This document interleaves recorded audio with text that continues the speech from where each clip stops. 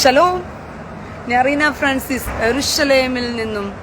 എൻ്റെ പ്രിയ സഹോദരങ്ങൾ, നമ്മൾ റോഷ് ഹശനയുടെ 3-ാം ദിവസമാണ്. ഇന്ന് ശബാത്താണ്. അപ്പോൾ ശബാത്ത് ദിവസം ഇന്ന് വൈകിട്ട് തുടങ്ങി നാളെ വൈകിട്ട് കൂടിയുണ്ട്. അങ്ങനെ 2 ദിവസം നമ്മൾ കടന്നു. ഇനി 3-ാം ദിവസത്തിലേക്കും ശബാത്തിലേക്ക് കടക്കുകയാണ്. അപ്പോൾ ഇന്നത്തെ ദിവസത്തിൻ്റെ പ്രത്യേകത എന്ന് പറയുന്നത് തന്നെ എന്താ പറയുക, ശബാത്താണ്, ഫുൾ ശബാത്താണ്.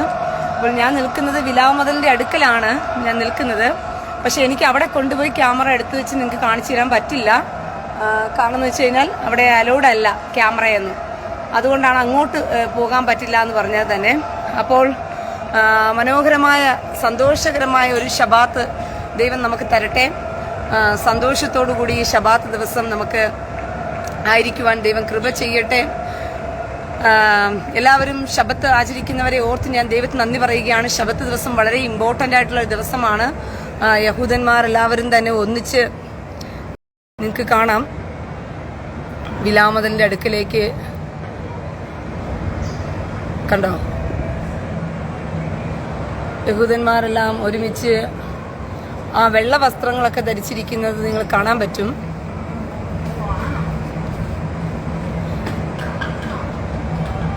കണ്ടോ, എനിക്ക് സത്യം പറഞ്ഞു കഴിഞ്ഞാൽ അവിടെ കൊണ്ടുപോയി നിങ്ങൾക്ക് കാണിച്ചു തരണമെന്നൊക്കെ എനിക്ക് ആഗ്രഹമുണ്ട്. പക്ഷേ എന്താ പറയുക, നമ്മൾ ശബാത്തിനെ മാനിക്കേണ്ടതുള്ളത് കൊണ്ട് തന്നെ അങ്ങോട്ടേക്ക് മൊബൈലുകൾ യൂസ് ചെയ്യാൻ പറ്റില്ല. എനിക്കിങ്ങനെ ക്യാമറയൊക്കെ പൊക്കി ശബാത്ത് ദിവസം കാണിച്ചു തരാൻ പറ്റില്ല നിങ്ങൾക്ക്. അതുകൊണ്ടാണ് ഞാൻ ഇങ്ങനെ നിന്നിട്ടെങ്കിലും നിങ്ങൾക്ക് സൈഡ് ആയിട്ടെങ്കിലും ഇങ്ങനെ കാണിച്ചു തരാമെന്ന് ചിന്തിച്ചത് തന്നെ. അല്ലാതെ എനിക്ക് കാണിക്കാൻ പറ്റില്ല. ഓക്കെ, ഞാൻ നോക്കട്ടെ, അപ്പുറത്തെ സൈഡിൽ പോയിട്ട് ഒന്ന് ജസ്റ്റ് കാണിക്കാൻ പറ്റുമെന്ന് ഞാൻ നോക്കട്ടെ. അവർ നൃത്തം ചവിട്ടുന്നതൊക്കെ നിങ്ങൾക്ക് കാണാം, ഡാൻസ് കളിക്കുന്നതൊക്കെ. ഓക്കെ, ഞാൻ ഇതിലെ കൂടി ഒന്ന് നടന്ന് അങ്ങോട്ടേക്ക് പോട്ടെ. ഇതൊക്കെ കാണുമ്പോൾ നിങ്ങൾക്ക് പണ്ട് കോട്ടകൾ കെട്ടി എന്താ പറയുന്നത്, രാജാക്കന്മാർ അരമന കാത്ത് സൂക്ഷിക്കുന്ന സമയത്തുള്ള ഒരു കോട്ടയും അതിൻ്റെ പ്രതീതിയും ഒക്കെ നിങ്ങൾക്ക് ഫീൽ ചെയ്യുന്നില്ലേ? യെരുശലേം എന്ന് പറയുന്ന നഗരത്തിൻ്റെ ഒരു പ്രത്യേകത അതാണ്. കണ്ടാൽ ഓൾഡ് സിറ്റിയാണ്. അപ്പോൾ കോട്ടകൾ കെട്ടി കാവല് കാക്കുന്ന കൊത്തളങ്ങളും ഒക്കെ ആയിട്ടുള്ള ഒരു രീതി നിങ്ങൾക്ക് യെരുശലേമിൻ്റെ പ്രദേശങ്ങളിലെല്ലാം കാണാൻ പറ്റും. വളരെ രസകരമാണ്. കണ്ടോ, കോട്ടകൾ കോട്ടകൾ പോലെ നിങ്ങൾക്ക്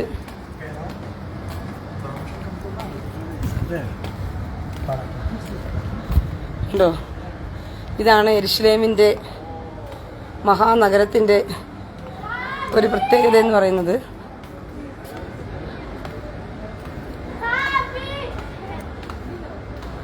തോദാ തോദാ തോദാ തോദാ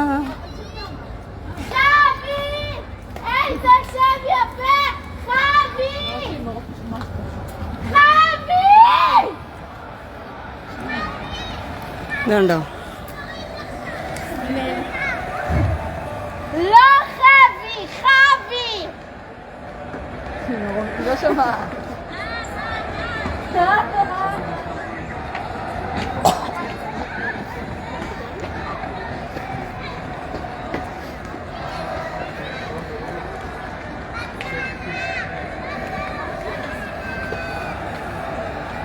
ശബാത്ത് ഷലോം. എല്ലാവർക്കും ശബാത്ത് ദിവസത്തിൽ ശബാത്ത് നേരുകയാണ്. യഹൂദന്മാരുടെ പ്രാർത്ഥന നിങ്ങൾക്ക് കേൾക്കാൻ പറ്റും. സത്യത്തിൽ എനിക്ക് അടുത്ത് പോയി നിങ്ങൾക്ക് കാണിച്ചു തരാൻ പറ്റത്തില്ല. അതുകൊണ്ടാണ് ഞാൻ ദൂരെ നിന്ന് കാണിക്കുന്നത്. എനിക്കടുത്ത് പോകാം, ഈ മൊബൈലുമായിട്ട് ഞാൻ എന്ത് പറഞ്ഞ ക്യാമറ പൊക്കി പിടിച്ചുകൊണ്ട് അടുത്ത് പോകാൻ പറ്റത്തില്ല. അല്ലാതെ ഞാൻ ഇത് കട്ട് ഓഫ് ചെയ്തിട്ട് ഞാൻ അവിടെ പോകും. അതിനു മുമ്പായിട്ട് നിങ്ങൾക്കൊന്ന് ജസ്റ്റ് എത്ര ആൾക്കാരാണ് ഈ ശബാത്ത് ദിവസം. ഇന്ന് റോഷ് ഹശന ആയതുകൊണ്ടാണ്. നിങ്ങൾ കാര്യം മനസ്സിലാക്കണം, ഇവിടെ ഉള്ളവരെല്ലാവരും തന്നെ പലരും ഇവിടെ വന്ന് റൂം എടുത്ത്, അതായത് റോഷ് ഹശന കൂടാൻ വേണ്ടിയിട്ട് ഈ പ്രദേശത്തുള്ളവർ ഈ പ്രദേശത്തൊക്കെ വന്ന് റൂം എടുത്തതിന് ശേഷം അവരിവിടെ എന്ത് ചെയ്യുക, സ്റ്റേ ചെയ്തിട്ട് ശബാത്ത് കൂടുകയാണ് പലരും. ഭയങ്കര ഈ ഒരു പ്രദേശത്ത് നമ്മൾ റൂം എടുത്ത് റെന്റിന് താമസിക്കണമെന്നുണ്ടെങ്കിൽ നല്ല തുക കൊടുത്ത് വേണം റെന്റിന് റൂം എടുത്ത് വന്നിട്ട് ശബത്ത് കൂടണമെങ്കിൽ, റെന്റ് എടുക്കണമെങ്കിൽ. അത്രയ്ക്കും എക്സ്പെൻസീവായ ഒരു പ്ലേസ് ആണ് ഈ പ്ലേസ്. അപ്പോൾ ഇത്രയ്ക്കും വലിയൊരു എക്സ്പെൻസീവായ പ്ലേസിലാണ് ദൈവം എന്നെ പാർപ്പിച്ചിരുന്നത് എന്നുള്ളത് കൂടി നിങ്ങൾ മനസ്സിലാക്കിക്കൊള്ളണം. എൻ്റെ ആബയുടെ വീടുള്ളതും ഇവിടെ തന്നെയാണ്. ആബയ്ക്ക് 2 വീടുണ്ട് ഇവിടെ. അപ്പോൾ ഇത്രയും എന്താ പറയുന്ന മനോഹരമായ ആലയത്തോട് പറ്റി നിൽക്കുന്ന ഒരു സ്ഥലത്ത് തന്നെ അവയ്ക്ക് വീടുണ്ട്. അവ താമസിക്കുന്നതിനെ ഓർത്ത് ഞാൻ ദൈവത്തിന് നന്ദി പറയുകയാണ്. അതുകൊണ്ടാണ് എനിക്കും ഇവിടെ താമസിക്കാൻ കഴിഞ്ഞത് തന്നെ. അപ്പോൾ നിങ്ങൾക്ക് കാണാം യഹൂദന്മാർ നൃത്തവും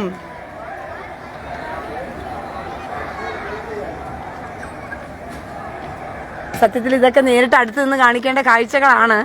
പക്ഷെ എന്ത് ചെയ്യാൻ, ഇന്ന് ശബാത്തായിപ്പോയി. ശബാത്ത് ദിവസം ആയതുകൊണ്ട് ശബാത്തിനെ റെസ്പെക്റ്റ് ചെയ്യും, മാനിക്കേണ്ടതുകൊണ്ട്. അതുകൊണ്ടാണ് സഹോദരങ്ങളെ ഞാനിങ്ങനെ ദൂരെ നിന്ന് നിങ്ങൾക്ക് കാണിച്ചു തരുന്നത് തന്നെ. സത്യം പറഞ്ഞു കഴിഞ്ഞാൽ ഒത്തിരി സന്തോഷമുണ്ട്. ഇസ്രായേൽ മക്കൾ എരിവോടുകൂടി പരിജ്ഞാനപ്രകാരമല്ലെങ്കിലും അവർ എരിവോടുകൂടി ദൈവത്തെ വിളിക്കുന്നത് കാണുമ്പോൾ പൗലോസ് അപ്പോസ്തലൻ പറഞ്ഞത് എത്രയോ സത്യം. 2000 വർഷങ്ങൾക്ക് മുൻപ് പൗലോസ് അപ്പോസ്തലൻ എഴുതി വെച്ച വാക്യമാണ്. പരിജ്ഞാനപ്രകാരമല്ലെങ്കിലും ദൈവത്തെ സംബന്ധിച്ച് എരിവുള്ളവരെന്ന് പറഞ്ഞുകൊണ്ട്. അപ്പോൾ പൗലോസിന്റെ പ്രവചനം വല്ലതും തെറ്റിയോ? പൗലോസ് പറഞ്ഞ കാര്യത്തിനകത്തൊരു വീഴ്ച വന്നോ? പൗലോസ് തെറ്റു പറഞ്ഞു എന്ന് പറയാൻ പറ്റുമോ നിങ്ങൾക്ക്? ഇല്ല, ഒരിക്കലും ഇല്ല. കാരണം ദൈവത്തെ സംബന്ധിച്ച് എരിവുള്ള ഒരു ജനതയെ കാണുക എന്ന് പറയുന്നത് തന്നെ ഭയങ്കര അതിശയകരമായിട്ടൊരു കാര്യമാണ്. അപ്പോൾ സത്യത്തില് എന്താ പറയുന്ന, അങ്ങനെ ഒരു എരിവുള്ള ഒരു ജനതയുടെ ആ ഒരു കൂട്ടത്തിലായിരിക്കാനും അവരെക്കുറിച്ചുള്ള വിശേഷങ്ങൾ നിങ്ങളുമായിട്ടൊക്കെ പങ്കുവയ്ക്കുവാനും സ്വർഗത്തിലെ ദൈവം ഇടയാക്കിയതിനെ ഓർത്ത് ഞാൻ ദൈവത്തിന് നന്ദി പറയുകയാണ്. സത്യത്തിൽ എത്ര പറഞ്ഞാലും നന്ദി പറഞ്ഞാലും മതി വരത്തില്ല പ്രിയ സഹോദരങ്ങൾ. ഇന്നത്തെ ദിവസത്തിന്റെ പ്രത്യേകത അതാണ്. ശബാത്താണ്. അതുമാത്രമല്ല റോഷശനയാണ്. റോഷശന എന്ന് പറയുമ്പോൾ തന്നെ പുതിയ വർഷമാണ്. ഈ റോഷശനയുടെ ഇമ്പോർട്ടന്റ് പലർക്കും മനസ്സിലാകാത്തത് കൊണ്ടാണ്. ഈ റോഷശനയിലാണ് കണക്ക് പുസ്തകത്തിനകത്ത് നിങ്ങൾ ഈ ഒരു വർഷം ചെയ്തിട്ട് പോയിട്ടുള്ളതിനെല്ലാം തന്നെ രേഖപ്പെടുത്തി വെക്കുന്നത് ഈ റോഷശന ദിവസത്തിലാണ്. അതുകൊണ്ട് എന്താ പറയാ, ആ റോഷശന ദിവസത്തിൽ നിങ്ങളുടെ കണക്ക് പുസ്തകത്തിൽ എന്തെങ്കിലും കുറവുകൾ ഉണ്ടെങ്കിൽ ആ കുറവുകൾ ചേർക്കപ്പെടാതിരിക്കേണ്ടതിന് ഇന്ന് നിങ്ങൾ വളരെ പ്രാർത്ഥനയോടുകൂടി ദൈവസന്നിധിയിൽ ഇരിക്കേണ്ടത് നിങ്ങളുടെ ഉത്തരവാദിത്വമാണ് പ്രിയ സഹോദരങ്ങളെ. ആ ഒരു റോഷശനയുടെ ആ ദിവസം തന്നെ വിലാമതിലിനോട് ചേർന്ന് നിന്നുകൊണ്ട് ഈ കാഴ്ചകൾ നിങ്ങൾക്ക് കാണിച്ചു തരാൻ വലിയവനായ ദൈവം എനിക്ക് ഇടതന്നിയതിനെ ഓർത്ത് ഞാൻ ദൈവത്തിന് എത്ര നന്ദി പറഞ്ഞാലും മതി വരില്ല എന്ന് വേണം പറയുവാനായിട്ട്. ഇസ്രായേൽ മക്കളിൽ ഒരാളായിട്ട്, യഹൂദന്റെ അവകാശത്തിൽ ഒരാളായിട്ട് നിന്നുകൊണ്ട് എനിക്ക് നിങ്ങളോട് സംസാരിക്കാൻ പറ്റുന്ന ഒരു പ്രാഗൽഭ്യം ഉണ്ടല്ലോ, അത് നിങ്ങൾക്ക് പറഞ്ഞാൽ മനസ്സിലാകത്തില്ല പ്രിയ സഹോദരങ്ങളെ. കാട്ടൊലിവായിരുന്ന എന്നെയും നാട്ടൊലിവിനോട് ഒട്ടിച്ചു ചേർത്ത ആ മഹാകരുണയും സ്നേഹത്തെയും ഓർത്ത് എത്ര നന്ദി പറഞ്ഞാലും മതി വരത്തില്ല. ലോകജാതികൾക്ക് ഇതൊന്നും പറഞ്ഞാൽ, യഹൂദന്റെ മഹത്വവും മാഹാത്മ്യവും എന്നും പറഞ്ഞാൽ ലോകജാതിക്കൊന്നും മനസ്സിലാകത്തില്ല. കാട്ടുകഴുതകൾക്കൊന്നും ഇതിന്റെ ഗുണവും നിലവും ഒന്നും അറിയത്തില്ല എന്നുള്ളതാണ് വാസ്തവമായ കാര്യം. അതിനെക്കുറിച്ച് അറിയിക്കണമെന്നുണ്ടെങ്കിൽ സാധാരണപ്പെട്ട വാക്കുകൾ കൊണ്ടൊന്നും നടക്കത്തില്ല.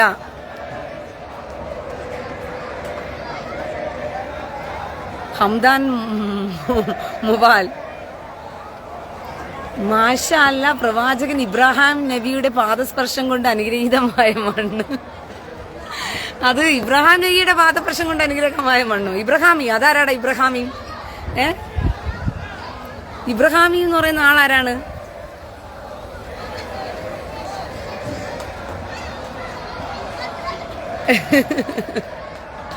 തോദാവ തോദ തോദ തോദ തോദ തോദ ആബാ തോദ റബ്ബ.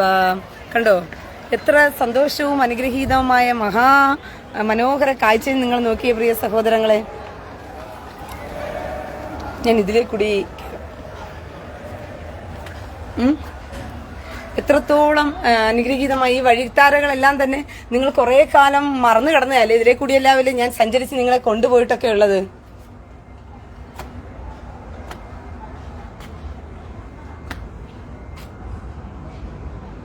സുനീഷ് ജോസഫ് ആ ഗോൾഡൻ ഗോപുരം എന്തുവാ? അതാണ് എന്തുവാ, അറബികളുടെ കക്കൂസ്.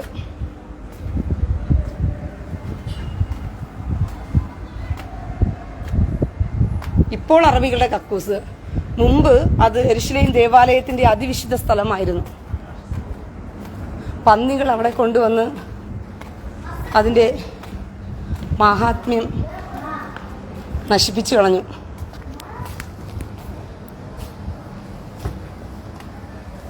ജസ്റ്റിൻ ഡാനിയൽ, വണക്കം വണക്കം വണക്കം. കണ്ടോ എത്ര മനോഹരമായ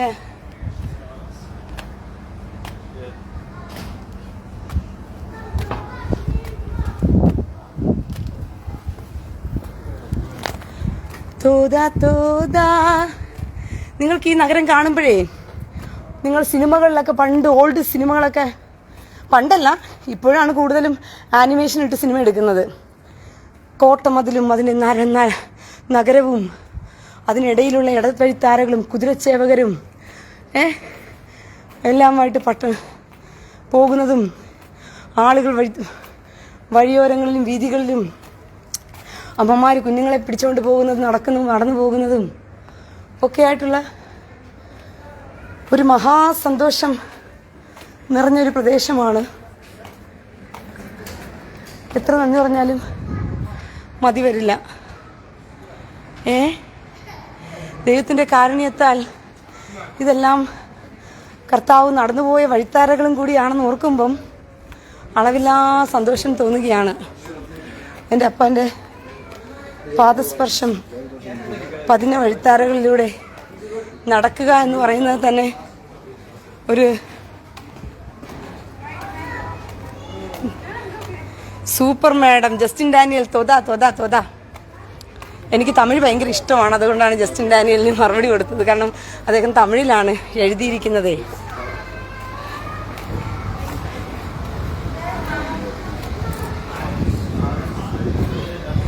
തീർച്ചയായിട്ടും ദീപ, മഹാഭാഗ്യം എന്ന് വെച്ച് കഴിഞ്ഞാൽ ഞാൻ എങ്ങനെ ഇത് വർണ്ണിക്കും, വാക്കുകൾ കൊണ്ടൊന്നും വർണ്ണിക്കാനൊന്നും പറ്റില്ല. വർണ്ണിച്ചിടാൻ എനിക്കെൻ്റെ നാവ് പോരായേ, എണ്ണിത്തീർത്തിടാമോ നാഥൻ ചെയ്തത്. എന്നെ രസമുണ്ട് ഇത് കാണാനായിട്ട്. നിങ്ങൾക്ക് ഈ നഗരത്തിൻ്റെ അനുഗ്രഹീത കാഴ്ച പുളകം കൊള്ളിക്കുകയല്ലേ അല്ലേ? It's amazing. വർണ്ണിച്ചിടാൻ എനിക്കെൻ്റെ നാവ് പോരായേ, എണ്ണിത്തീർത്തിടാമോ നാഥൻ ചെയ്തത്. ആയിരമാം സ്വർണ്ണ നിറം അല്ലേ? അതുകൊണ്ടാണ് യെരുശലേമിന് സ്വർണ്ണ നഗരം എന്ന് പേര് വിളിക്കുന്നത്. എൻ്റെ പ്രിയ സഹോദരങ്ങളെ, എനിക്ക് നിങ്ങളോടൊരു പ്രത്യേക കാര്യം പറയുവാനുണ്ട്. നിങ്ങൾ അതായത് കഴിഞ്ഞ ദിവസം എനിക്ക് പ്രത്യേകിച്ചും ക്രിസ്ത്യാനികളും ഹിന്ദുക്കളും എല്ലാവരും അറിഞ്ഞിരിക്കേണ്ട ഒരു പ്രധാനപ്പെട്ടൊരു കാര്യമാണ് ഞാൻ നിങ്ങളോട് സംസാരിക്കാൻ പോകുന്നത്. അത് നിങ്ങൾ മസ്റ്റായിട്ടും അറിഞ്ഞിരിക്കണം. അതായത് മുകുന്ദ് വരദരാജ് എന്ന് പറഞ്ഞിട്ട് ഒരു ആർമിയെക്കുറിച്ച് നിങ്ങൾ കേട്ടിട്ടുണ്ടോ? ശലോം. മുകുന്ദ് വരദരാജ് എന്ന് പറയുന്ന ഒരു ആർമിയെക്കുറിച്ച് നിങ്ങൾ കേട്ടിട്ടില്ലെങ്കിൽ അദ്ദേഹത്തെക്കുറിച്ച് ഒന്ന് അറിഞ്ഞിരിക്കേണ്ടത് നല്ലത് തന്നെയാണ്. നിങ്ങൾ മസ്റ്റായിട്ടും മുകുന്ദ് വരദരാജിനെ കുറിച്ച് സക്കറിയ പ്രവചനം എഴുതിയിരിക്കുന്നത് എത്രയോ സത്യം. പ്രിയ സഹോദരങ്ങളെ, യെരുശലേമിന്റെ തെരുവുകൾ സക്കറിയ പ്രവചനത്തിൽ പറഞ്ഞിരിക്കുന്നത് പോലെ ഞാൻ അവയ്ക്ക് മടക്കി കൊടുക്കും. അവിടെ വൃദ്ധന്മാരും വൃദ്ധകളും വടി പിടിച്ച് നടക്കും. യൗവനക്കാരത്തികളും യൗവനക്കാരന്മാരും ആ തെരുവിലൂടെ നടക്കും. കൊച്ചുകുട്ടികൾ അവിടെ കളിച്ചുകൊണ്ടിരിക്കും. സക്കറിയ പ്രവചനത്തിൻ്റെ ഒരു നിവർത്തി നിങ്ങളുടെ കണ്ണുകൾ കൊണ്ട് നിങ്ങൾക്ക് കാണാൻ പറ്റുന്നു എന്ന് പറയുന്നത് മഹാഭാഗ്യം തന്നെയാണ്. അതിലേക്ക് സ്വർഗത്തിലെ വലിയവനായ ദൈവം നമ്മളെയും ആക്കി വെച്ച കൃപയെ ഓർത്ത് വൃദ്ധന്മാരും വൃദ്ധകളും വടി പിടിച്ച് നടക്കും. നോക്കിയതാ വീൽ ചെയറിലിരിക്കുന്ന അപ്പൂപ്പനെയും തൊട്ടടുത്തിരിക്കുന്ന വടി പിടിച്ചിരിക്കുന്ന അപ്പൂപ്പനെയൊക്കെ നോക്കിയേ നിങ്ങൾ. കൊച്ചുകുട്ടികൾ തെരുവീതികളിലൂടെ ഓടിച്ചാടി കളിച്ചുകൊണ്ടേയിരിക്കും. എത്ര സന്തോഷം പകരുന്ന ദൈവവചനത്തിന്റെ പ്രവചനമാണ് നിങ്ങൾ കണ്ടുകൊണ്ടിരിക്കുന്നത്. ചുമ്മാതെ നേരം പോക്കിന് ഒരു കാഴ്ചയല്ല നിങ്ങൾ കാണുന്നത്. സത്യത്തിൽ ഇതൊരു ദൈവവചനത്തിന്റെ പ്രവചനമാണ്. പ്രിയ സഹോദരങ്ങളെ, ഈ മഹാസന്തോഷം നിങ്ങൾക്ക് എങ്ങനെ ആസ്വദിക്കാൻ കഴിയുന്നു എന്നുള്ളത് എനിക്ക് മനസ്സിലാകുന്നില്ല. 2000 വർഷങ്ങൾക്ക് ശേഷം ദൈവം തൻ്റെ മക്കൾക്ക് മടക്കിക്കൊടുത്ത യെരുശലേം നഗരത്തിന്റെ വിശേഷങ്ങളാണ് സക്കറിയ പ്രവചനത്തിനകത്ത് രേഖപ്പെടുത്തി വെച്ചിരിക്കുന്നത്. മനസ്സിലായോ? 2000 വർഷങ്ങൾക്ക് 3500 വർഷമായി അത് എഴുതി വെച്ചിട്ട്. പക്ഷേ അതിൻ്റെ പ്രവചനം 2000 വർഷങ്ങൾക്ക് ശേഷമാണ് അവർക്ക് അത് നഷ്ടപ്പെടുകയും അവർക്കത് മടക്കി കിട്ടുകയും ചെയ്യുന്നത്. നിങ്ങൾക്ക് ഇത് കാണുമ്പോഴത്തേക്കും നിങ്ങൾക്ക് കുളിര് കോരുന്നില്ലേ? ഈ മഹാസന്തോഷം അനുഭവിക്കാൻ പറ്റുന്ന ഒരു ഭാഗ്യമല്ലേ പ്രിയ സഹോദരങ്ങളെ? യെരുശലേമിന്റെ നഗരം എന്ന് പറയുന്നത്, ഈ മഹാനഗരത്തിലൂടെ ദൈവം തന്റെ മക്കൾക്ക് മടക്കി കൊടുക്കുമെന്ന് പറഞ്ഞ വാഗ്ദത്ത ദേശം അവർക്ക് മടക്കിക്കൊടുത്ത് അവർ ഈ വാഗ്ദത്ത ദേശത്തിൽ ആനന്ദത്തോടും ഉല്ലാസത്തോടും, എൻ്റെ അപ്പോ എത്ര പറഞ്ഞാലും മതി വരത്തില്ല. ഇറാൻ വിട്ട മിസൈലുകളൊക്കെ നിങ്ങൾ കണ്ടതല്ലേ? ഞാൻ ഇത് ഇതിനകത്ത് ഇട്ടിട്ടുണ്ട്, കാണാത്തവരെൻ്റെ പേജിൽ കയറി കാണുക. എത്ര വലിപ്പമാണ്! അതായത് ചന്ദ്രനിലേക്ക് റോക്കറ്റ് വിടുന്നത് പോലെ ഇറാൻ വിട്ട മിസൈലുകളെല്ലാം. പക്ഷേ ഓനപ്പടക്കത്തിന് എത്രമാത്രം ബലമുണ്ട്! ദൈവത്തിന്റെ കരതലം എത്രത്തോളം ആ പ്രദേശത്തെ പരിപാലിച്ചിരിക്കുന്നതുകൊണ്ടാ നിങ്ങൾക്ക് ഈ തൂണുകൾ കാണാൻ പറ്റുന്നുണ്ടോ? ഇത് 2000 വർഷം പഴക്കമുള്ള റോമാ സാമ്രാജ്യം യെരുശലേമിനെ പിടിച്ചെടുത്തിട്ട് ഇസ്രായേൽ മക്കളെ ഇവിടെ നാട്ടി ഓടിക്കുകയും കൊല്ലുകയും ചെയ്തതിനു ശേഷം, റോമാ സാമ്രാജ്യം യെരുശലേമിനെ പിടിച്ചെടുത്തതിനു ശേഷം അവർ പണി കഴിപ്പിച്ച വാണിജ്യ വ്യാപാര കേന്ദ്രത്തിന്റെ ഭാഗമായി നിൽക്കുന്ന തൂണുകളാണ്.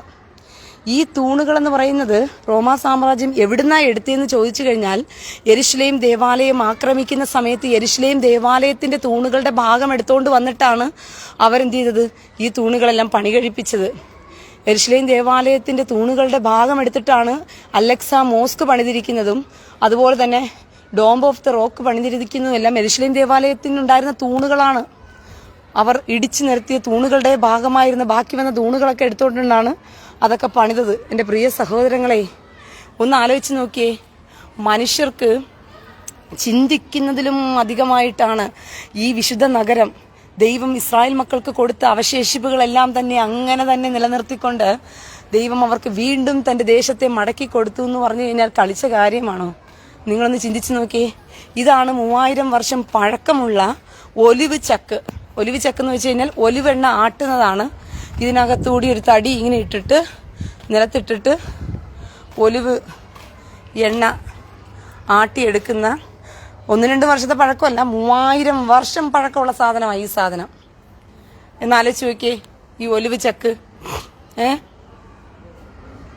കണ്ടോ?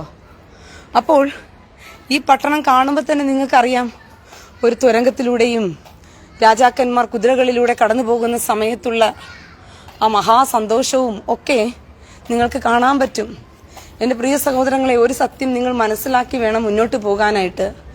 ഞാൻ പറയുന്ന വാക്കുകൾ, ഞാൻ പ്രതിരോധത്തിനായിട്ട് എന്നോട് പറയുന്ന അതേ വാക്കുകൾ ഉപയോഗിച്ച് ഞാൻ തിരിച്ചു വെട്ടാറുണ്ട്. അത് എൻ്റെ പ്രതിരോധത്തിൻ്റെ ആയുധമായിട്ട് മാത്രമേ നിങ്ങൾ കാണാവൂ. നിങ്ങളെ ആരെയും ഞാൻ തെറി വിളിപ്പിക്കാൻ പഠിപ്പിക്കുന്ന വ്യക്തിയല്ല. തെറി വിളിക്കണമെന്നും അത് നിങ്ങളുടെ ജീവിത ശൈലിയാക്കണമെന്നും ഞാൻ ഒരിക്കലും ആഗ്രഹിക്കുന്നുമില്ല. നിങ്ങളങ്ങനെ ജീവിത ശൈലിയാക്കാനുള്ളവരുമല്ല. പക്ഷേ നിങ്ങളുടെ ജീവിതത്തിൽ അത് ആയുധമായി പ്രതിരോധിക്കേണ്ട സമയത്ത് ആയുധമായി തന്നെ ഉപയോഗിക്കണം. പ്രതിരോധിക്കുവാൻ അത് ആയുധമാക്കി എടുക്കുന്നതിൽ യാതൊരു തെറ്റുമില്ല. പ്രിയ സഹോദരങ്ങളെ, നിങ്ങളെ തെറ്റായ രീതിയിൽ നിങ്ങളുടെ തലച്ചോറുകളെ പഠിപ്പിച്ചു വെച്ചിട്ട് നിങ്ങളെ ബുദ്ധിയില്ലാത്തവരാക്കി വെച്ചത് കൊണ്ടാണ് നിങ്ങൾക്ക് ഇതൊക്കെ ഇതിൻ്റെ വകതിരിവില്ലാണ്ട് പോയത്. ഏതാ ശരി, ഏതാ തെറ്റ്, എന്ത് ചെയ്താലാണ് നന്മ, എന്ത് ചെയ്താലാണ് തിന്മ എന്നുള്ളതിനെക്കുറിച്ചുള്ള അറിവില്ലാണ്ട് പോയതിൻ്റെ പിന്നിലെ കാരണമെന്ന് പറയുന്നത്, നിങ്ങളെ അവർ പഠിപ്പിച്ചു വെച്ചിരിക്കുന്നത് മുഴുവനും നിങ്ങൾ ഇങ്ങനെ പറഞ്ഞു കഴിഞ്ഞോ നിങ്ങൾ എന്തോ മഹാപാതകം ചെയ്തതുപോലെ എന്നൊക്കെയുള്ള രീതിയിൽ നിങ്ങളെ പഠിപ്പിച്ചു വെച്ചിരിക്കുകയാണ്. നിങ്ങൾ തെറി പറഞ്ഞ് ആഭാസത്തിലും ജീവിക്കാൻ ഇന്നത്തെ സമൂഹത്തിൽ നിങ്ങൾ ആലോചിച്ച് നോക്കിയേ. ഉടുതുണിയില്ലാതെ നഗ്നതയോടുകൂടി നൃത്തം കളിക്കുന്നത് മാതാപിതാക്കൾ പ്രോത്സാഹിപ്പിക്കുന്ന ഈ കാലഘട്ടത്തില് പ്രതിരോധത്തിന് വേണ്ടി നമ്മളെ ആഭാസം പറയുന്നവനെയും നമ്മളെ വൃത്തികേടുകൾ പറയുന്നവനെയും നമ്മുടെ മാനത്തിനു വേണ്ടി അവനോട് പ്രതിരോധത്തോട് പോരാടിക്കഴിഞ്ഞാൽ ആ വ്യക്തി ലോകത്തിൽ പാപിയായി ചിന്തിക്കപ്പെടുന്ന കാലഘട്ടത്തിലാണ് നിങ്ങളിരിക്കുന്നത്. അതുകൊണ്ട് നിങ്ങൾ തെറ്റിനെയും ശരിയെയും, ഞാൻ മുകുന്ദ് വരദരാജനെ കുറിച്ച് നിങ്ങളോട് കുറച്ച് കാര്യം സംസാരിക്കാൻ, ഹിന്ദുക്കളും ക്രിസ്ത്യാനികളുമായിരിക്കുന്നവർ മസ്റ്റായിട്ടും ഞാൻ പറയുന്ന കാര്യം കേട്ടിരിക്കണം.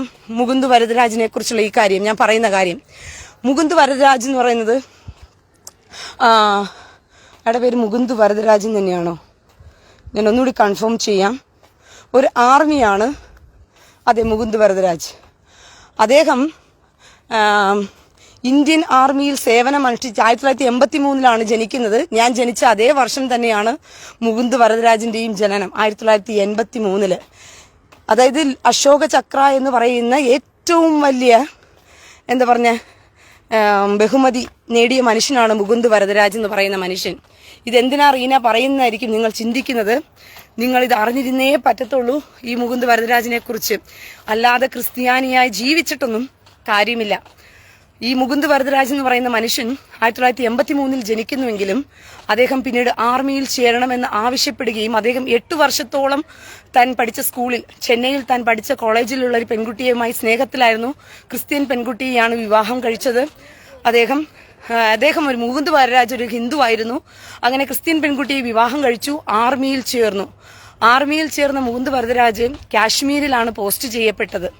ആ കാശ്മീരിൽ പോസ്റ്റ് ചെയ്യപ്പെട്ടപ്പോൾ അവിടെ 1983 തന്നെ ഹിസ്ബുള്ള മുജാഹിദ് എന്ന് പറയുന്ന തീവ്രവാദികൾ രൂപം കൊണ്ടു.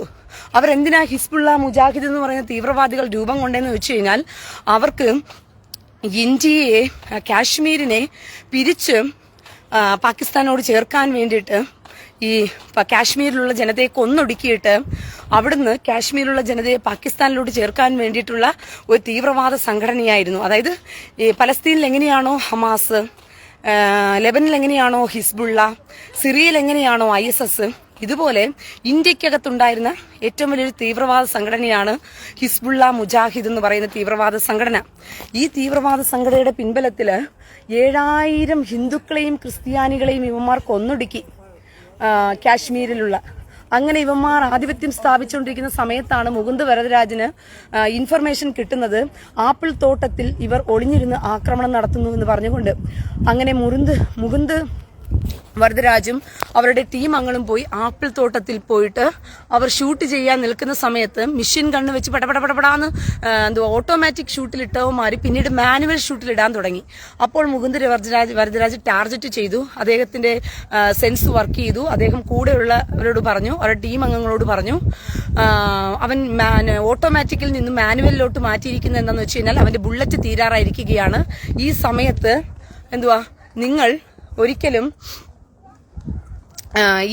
നിങ്ങൾ ഒരിക്കലും എന്ത് ചെയ്യരുത്, അങ്ങോട്ട് കയറി ചെല്ലരുത്, അവന്മാരുടെ ബുള്ളറ്റ് തീരട്ടെ എന്ന് പറഞ്ഞു. അതനുസരിച്ച് ബുള്ളറ്റ് തീരുകയും അങ്ങനെ കുറെ പേരെ കൈയോടെ പിടിക്കുകയും കുറെ പേരെ കൊന്നു പിടിക്കുകയും ചെയ്തു. അങ്ങനെ ആ പിടിച്ചവരിൽ നിന്നും ഇതിന്റെ മെയിനായ ടെററിസ്റ്റ് നേതാവിനെ, ഇതിന്റെ കമാൻഡറിനെ കണ്ടുപിടിക്കാൻ ഒരുപാട് ശ്രമം നടത്തി. പക്ഷെ അവന്മാർ പേര് പറഞ്ഞു കൊടുത്തില്ല. അതിനുശേഷം ലെബനനിൽ ഹിസ്ബുള്ളയുടെ UN നേതൃത്വത്തിൽ ലെബനനിൽ കുറച്ച് വർഷം സർവീസ് ചെയ്യാനായിട്ട് മുകുന്ദ് വരദരാജിന് അവസരം കിട്ടി. അങ്ങനെ അദ്ദേഹം ലെബനനിൽ പോയി അവിടെയുള്ള തീവ്രവാദികളെ മനസ്സിലാക്കുകയും വിലയിരുത്തുകയും പഠിക്കുകയും ഒക്കെ ചെയ്തു. അതിനുശേഷം വീണ്ടും കാശ്മീരിൽ പോസ്റ്റ് കിട്ടി. അങ്ങനെ 2014 ആയപ്പോഴത്തേക്കും ഇലക്ഷൻ നടക്കുവാൻ തീരുമാനമെടുത്തപ്പോൾ ഇലക്ഷൻ ഓഫീസറെ എന്ത് ചെയ്തു, ഈ ഹിസ്ബുള്ള മുജാഹിദുകാർ വെടിവെച്ച് കൊന്നു. അങ്ങനെ ഇലക്ഷന് വരുന്നവർ ആരെങ്കിലും ഇലക്ഷന് വന്നു കഴിഞ്ഞാൽ അവരെയൊക്കെ കൊല്ലുമെന്നുള്ള ഭയം കൊടുത്തതുകൊണ്ട് ജനങ്ങൾ വോട്ടിടാൻ എന്ത് ചെയ്തു, ജനാധിപത്യ രാജ്യമായ ഇന്ത്യക്കകത്ത് കാശ്മീരിൽ മാത്രം ജനാധിപത്യമില്ല, കാശ്മീരിൽ തീവ്രവാദികളെ അഴിഞ്ഞാട്ടം. അതുകൊണ്ട് തന്നെ അവിടെ ജനാധിപത്യം ഇല്ലാത്തത് കൊണ്ട് തന്നെ എന്ത് ചെയ്തു, അവിടെയുള്ള ജനങ്ങൾക്ക് വോട്ട് ചെയ്യാൻ പറ്റത്തില്ല, പോകാൻ പറ്റത്തില്ല. ഇലക്ഷൻ കമ്മീഷണറിനെ വെടിവെച്ച് കൊന്നു ഇവന്മാര്. അവസാനം മുകുന്ദ് വരദരാജിന് അയാൾ ഊണ് കഴിച്ചുകൊണ്ടിരിക്കുന്ന സമയത്ത് അദ്ദേഹത്തിന് വിവരം കിട്ടി, ഇങ്ങനെയാണ് ഹിസ്ബുള്ള മുജാഹിദിന്റെ കമാൻഡർ ഇന്ന സ്ഥലത്ത് ഒളിച്ചിരിക്കുന്നു, ഒരു വീട്ടിൽ അവർ ഒളിച്ചിരിപ്പുണ്ട്, നിങ്ങൾക്ക് ചെന്ന് കഴിഞ്ഞാൽ അവരെ പിടിക്കാൻ പറ്റുമെന്നുള്ള വിവരം കിട്ടിയപ്പോൾ അദ്ദേഹം തങ്ങളുടെ കയ്യിലുണ്ടായിരുന്ന കുറച്ച് ആർമി ഫോഴ്സിനെയും കൊണ്ട് അങ്ങോട്ട് ചെല്ലുന്ന സമയത്താണ് അറിഞ്ഞത് ആ കമാൻഡർ മാത്രമല്ല 3 പേർ അവിടെ ഉണ്ട് എന്നുള്ള കാര്യം മനസ്സിലാക്കാൻ പറ്റിയത്. അങ്ങനെ അവർ എന്ത് ചെയ്തു, ഈ ധൈര്യമായിട്ട് തന്നെ ഈ മുകുന്ദ് വരദരാജും അദ്ദേഹത്തിന്റെ കൂടെ ഉണ്ടായിരുന്ന വേറൊരു കൂട്ടാളിയും കൂടി ചേർന്നിട്ട് പറഞ്ഞു, ഞങ്ങൾ ആദ്യം അതിനകത്തേക്ക് കടക്കാം, അതിനുശേഷം ഞങ്ങൾ പറയുമ്പോൾ നിങ്ങൾ പുറത്തേക്ക് നിങ്ങൾ കടന്നാൽ മതി എന്ന് പറഞ്ഞ് അപ്പുറത്തും ഇപ്പുറത്തെല്ലാം സ്നൈപ്പേഴ്സിനെ വെച്ചിരുന്നു. അവസാനം ഇവരകത്തോട്ട് കടന്നു. അകത്തോട്ട് കടക്കുന്ന സമയത്ത് അവന്മാർ വെടിവെപ്പ് തുടങ്ങി. അങ്ങനെ ഒളിച്ചിരുന്നുകൊണ്ട് ഒരുത്തനെ കൊന്നു തീർത്തു. 2 പേരായിട്ട് അവരുടെ ആ വീട്ടിൽ നിന്നും അടുത്ത ഔട്ട് ഹൗസിലേക്ക് ഇവർ ഓടി. അങ്ങനെ 2 പേർ അടുത്ത ഔട്ട് ഹൗസിലേക്ക് ഓടിയ സമയത്ത് മുകുന്ദ് വരദരാജ് വിചാരിച്ചു ഒരുത്തൻ ഇവിടെ ഉണ്ടെന്നും ഒരുത്തൻ അവിടെ ഉണ്ടെന്നും മനസ്സിലാക്കിക്കൊണ്ട് ഒരുത്തനെ അങ്ങോട്ട് കൂടെ ഉണ്ടായിരുന്ന കൂട്ടാളിയെ ഔട്ട് ഹൗസിലേക്കും പറഞ്ഞു വിട്ടു. മുകുന്ദ് വരദരാജ് ഇതിനകത്തും നിന്നു. കൂടെയുള്ള കൂട്ടാളി അകത്തേക്ക് ചെന്ന് അവിടെ ഉണ്ടായിരുന്നവനെ കൊല്ലുന്ന ശ്രമത്തിൽ ഒരുത്തനെ കൊന്നു. പക്ഷേ ആ കൂടെ ഉണ്ടായിരുന്നവൻ എന്ത് ചെയ്തു? അവരുടെ വെടിവെപ്പിനാൽ കൊല്ലപ്പെടുകയാണ് ഉണ്ടായത്. ഇത് മനസ്സിലാക്കി ഈ മുകുന്ദ വരരാജ് നിന്ന റൂമിനകത്ത് ഇവനില്ല, തീവ്രവാദി ഇല്ല. അപ്പോൾ അവനും ഔട്ട് ഹൗസിലേക്ക് പോയിട്ടുണ്ടെന്ന് മനസ്സിലാക്കി മുകുന്ദ വരരാജ് അവിടേക്ക് ചെല്ലുമ്പോൾ അദ്ദേഹം കണ്ണുകൊണ്ട് കാണുന്നത് തന്റെ കൂടെ ഉണ്ടായിരുന്ന കൂട്ടാളി, പല വർഷങ്ങളായി തന്റെ കൂടെ നിന്ന് പണിയെടുത്ത ആർമിയിൽ സേവനമനുഷ്ഠിച്ച മനുഷ്യൻ മരിച്ചു കിടക്കുന്ന കാഴ്ചയാണ് കണ്ടത്. ആ വേദനയോടുകൂടി രണ്ടും കൽപ്പിച്ച് മുഖത്തോട് മുഖം നിന്നുകൊണ്ട് തീവ്രവാദിയെ നേരിടാൻ വേണ്ടിയിട്ട് ഹിസ്ബുള്ളയുടെ ഏറ്റവും ഉന്നത, ഹിസ്ബുള്ള മുജാഹിദിന്റെ ഏറ്റവും ഉന്നത കമാൻഡറിനെ നേരിടാൻ വേണ്ടിയിട്ട് ആര് തീരുമാനമെടുത്തു? മുകുന്ദ് വരദരാജ് തീരുമാനമെടുത്തു. ഫേസ് ടു ഫേസ് അവന്റെ മുന്നിലേക്ക് വെടിവെപ്പുമായിട്ട് ചെന്നിട്ട് തന്റെ ജീവനെ കൊടുത്തിട്ട് എന്ത് ചെയ്തു? അവനെ വെടിവെച്ച് കൊന്നു. കാരണം അവനെ വെറുതെ വിട്ടു കഴിഞ്ഞാൽ 10,000 ക്രിസ്ത്യാനികളും ഹിന്ദുക്കളും കൊല്ലപ്പെടുമെന്നുള്ള ഒറ്റ കാരണം കൊണ്ട് സ്വന്തം ജീവനെ കൊടുത്ത് മുഖത്തോട് മുഖം നിന്ന് ധൈര്യമായിട്ട് നിന്ന് ഹിസ്ബുള്ള മുജാഹിദിന്റെ കമാൻഡറിനെ കൊന്നൊടുക്കിയ മനുഷ്യനാണ് മുകുന്ദ് വരദരാജ്. ഇതൊക്കെയാണ് ഇന്ത്യയുടെ അഭിമാനം. ഊളകളെ, പൊട്ടന്മാരായിരിക്കുന്ന ശിഖണ്ഡികളായിരിക്കുന്ന ആണും പെണ്ണും കെട്ട ക്രിസ്ത്യാനിയും ഹിന്ദുവുമായിരിക്കുന്നവന്മാരെ അറിഞ്ഞുകൊള്ളുക. ആർമിയുടെ ബലം, അവരുടെ ജീവൻ അവർ ത്യാഗം ചെയ്യുന്നത് സ്വന്തം ഭാര്യയെയും സ്വന്തം കുഞ്ഞുങ്ങളെയും സേഫ് സോണിൽ വെക്കാൻ വേണ്ടിയിട്ടല്ല, ഒരു രാജ്യത്തിന് വേണ്ടിയിട്ട് ജീവൻ കൊടുക്കാൻ പോലും മടിയില്ലാത്തവരാ. അതുകൊണ്ടാണ് ദൈവവചനം പറയുന്നത്, ഏതൊരു പടയാളിയും ജീവനകാര്യങ്ങളിൽ ശ്രദ്ധ വയ്ക്കരുത്. നിങ്ങളുടെ പോരാട്ടം എന്ന് പറയുന്നത് സാത്താനോട് പോരാട്ടം നടത്തുമ്പോൾ ഈ തീവ്രവാദികൾ എന്തിനാണ് ഇങ്ങനെ വളരുന്നത്? ഇവർക്ക് ഉള്ള ആഗ്രഹം എന്താണ്? ഇവരുടെ ആഗ്രഹം ലോകത്തിൽ മുഴുവനും തള്ളാഹുവിന്റെ ഒരു മതം ഉണ്ടാക്കുക, സാത്താന് രാജ്യം പണിത് കൊടുക്കുക എന്നുള്ളതാണ്. നമ്മളും യുദ്ധക്കണത്തിനാണ്. ആൽബർട്ട് റോയ്, നിന്റെ അമ്മയുടെ കൊതത്തിനകത്ത് കൊണ്ടുപോയേ ഇറാനിൽ നിന്ന് വിട്ട ഒരു മിസൈൽ അവിടെ കിടപ്പുണ്ട്. നിന്റെ അമ്മയുടെ കൊതത്തിനകത്തോട്ട് പോയി കയറ്റി വെയ് നീ, ആ സമയം ഉണ്ടെങ്കിൽ. ചേറ്റയ്ക്കുണ്ടായവന് കഴിവേറി, ആണും പെണ്ണും കേട്ട ശിഖണ്ഡിക്കുണ്ടായ ഗുണ്ടാ. നാണമില്ലടാ എന്റെ പേജ് വന്ന് കമന്റ് ഇടാനായിട്ട്. ആൽബർട്ട് റോയ്, നിന്റെ അമ്മയുടെ കൊതം സുഡാപ്പികൾക്ക് കൊണ്ട് കൊടുത്തിട്ടുണ്ടെങ്കിൽ നിന്റെ അമ്മയുടെ കൊതവുമായിട്ട് പോയി കുനിഞ്ഞില്ലടാ. ഇവിടെ ഒരെണ്ണം കിടപ്പുണ്ട്. എവിടെയാണെന്നറിയാമോ? ഇതിന്റെ അടുത്ത്, ചാവുകളുടെ അടുത്ത് ഒരെണ്ണം കിടപ്പുണ്ട്. വലിയക്കാട്ടൊരു മിസൈല് നിന്റെ അമ്മയുടെ ഗോതത്തിനകത്തോട്ട് കയറ്റി വെച്ചിട്ട് അതുകൊണ്ട് അടിച്ചുകൊണ്ട് കൊടുക്ക്. ചേറ്റയ്ക്കുണ്ടായവനെ എന്റെ പേജ് വന്ന് കമന്റ്. ചേറ്റയ്ക്ക് നാണമില്ലടാ, കഴിവേറിക്ക ഉണ്ടായ മോനെ. കഴിവേറി. ഞാൻ ഇത്രയും സീരിയസ് ആയിട്ട് പറഞ്ഞുകൊണ്ടിരിക്കുമ്പോഴത്തേക്ക് നീ നട്ടലില്ലാതെ നീ ഗുണ്ടനടിച്ചോണ്ടിരിക്കുന്നതിന്റെ കഥയാണോ ഇവിടെ പറയേണ്ടത്? ചേറ്റെ, ഗുണ്ടനടിച്ചോണ്ടിരിക്കുന്ന കഥ ഒന്ന് പറയാൻ വേണ്ടി പറ്റിയ പേജ് എന്റെ പേജ്. ഞാൻ സീരിയസ് ആയിട്ടുള്ള കാര്യം പറഞ്ഞുകൊണ്ടിരിക്കുമ്പോഴത്തേക്കും അവൻ ഗുണ്ടനടിയുടെ കഥയാ പറഞ്ഞുകൊണ്ടിരിക്കുന്നത്. വിഷമം കുത്താതെ. നിന്റെ അമ്മയ്ക്ക് കൊതം കൊടുത്ത് ഗുണ്ടി അടിച്ചോണ്ടിരിക്കുന്നത് കൊണ്ട് ഞാൻ പറയുന്നത് നിന്റെ അമ്മയ്ക്ക് വിഷമമാകും. ചേറ്റേ, പന്ന നാറിക്കുണ്ടായവന്മാരെ. സീരിയസ് ആയിട്ട് പറയുമ്പോഴത്തേക്കും അവന്റെ കൊതത്തില് സമാധാനം ഉണ്ടാക്കാൻ വേണ്ടി എന്റെ അടുത്ത് സംസാരിക്കുക. നാറിക്കുണ്ടായവന്മാരടാ സംസാരിക്കുന്നതേ നിന്റെയും നിന്റെ അമ്മയ്ക്കും മക്കൾക്കും വേണ്ടിയിട്ടുള്ള ആപത്തിനെ കുറിച്ചാണ് പട്ടികളെ സംസാരിക്കുന്നത്. ചേറ്റകളെ, ഇതുപോലും തിരിച്ചറിയാൻ കേവലം കെട്ടവന്മാരാണോ? ആൽബർട്ട് റോയ്, ഞാൻ സമാധാനം ഉണ്ടാക്കാൻ വരുന്ന പോടാ ചെറ്റേ. നിന്റെ അടുത്തൊക്കെ സമാധാനം പറഞ്ഞിരിക്കാൻ പറ്റുമോ? എന്നോടാണോ ഞാൻ സമാധാനം പറഞ്ഞത്? ഞാൻ സമാധാനം പറഞ്ഞത് നീ കണ്ടോടാ ചെറ്റേ. നീ കൂടുതൽ സമാധാനം ഉണ്ടാക്കാൻ വന്നിരിക്കുന്നത്. ഞാൻ നിന്നോട് സമാധാനം വന്ന് സംസാരിച്ചോ? സമാധാനം എടുത്തു കളയേണ്ടവനെ തീർക്കണമെന്നാണ് ഞാൻ പഠിപ്പിക്കുന്നത്. പ്രതിരോധം അറിഞ്ഞിരിക്കണം. നിന്നെ ഏത് വിധത്തിലാണ് നിന്നോടൊക്കെ അനാവശ്യം പെരുമാറുന്ന അവന്മാരെ തിരിച്ച് പ്രതിരോധിക്കാനുള്ള ശക്തിയും കരുതും ആർജിച്ചിരിക്കണമെന്നാണ് ഞാൻ പറയുന്നത്. സമാധാനം ഉണ്ടാക്കുന്ന കൊതത്തില് വർത്തമാനവും പറഞ്ഞു വന്നിരിക്കുന്നു. ചേറ്റ ഇറങ്ങിപ്പോടാ പട്ടി. എന്റെ പേജിൽ നിന്ന് ഗുണ്ടന്മാർക്കുള്ളതാണോ എന്റെ പേജ്? സമാധാനം പറയാൻ വന്നേന്ന്. പിന്നെ എനിക്കതാ ജോലി, സമാധാനം പറയുന്നത്. വൃത്തികെട്ടവന്മാര്.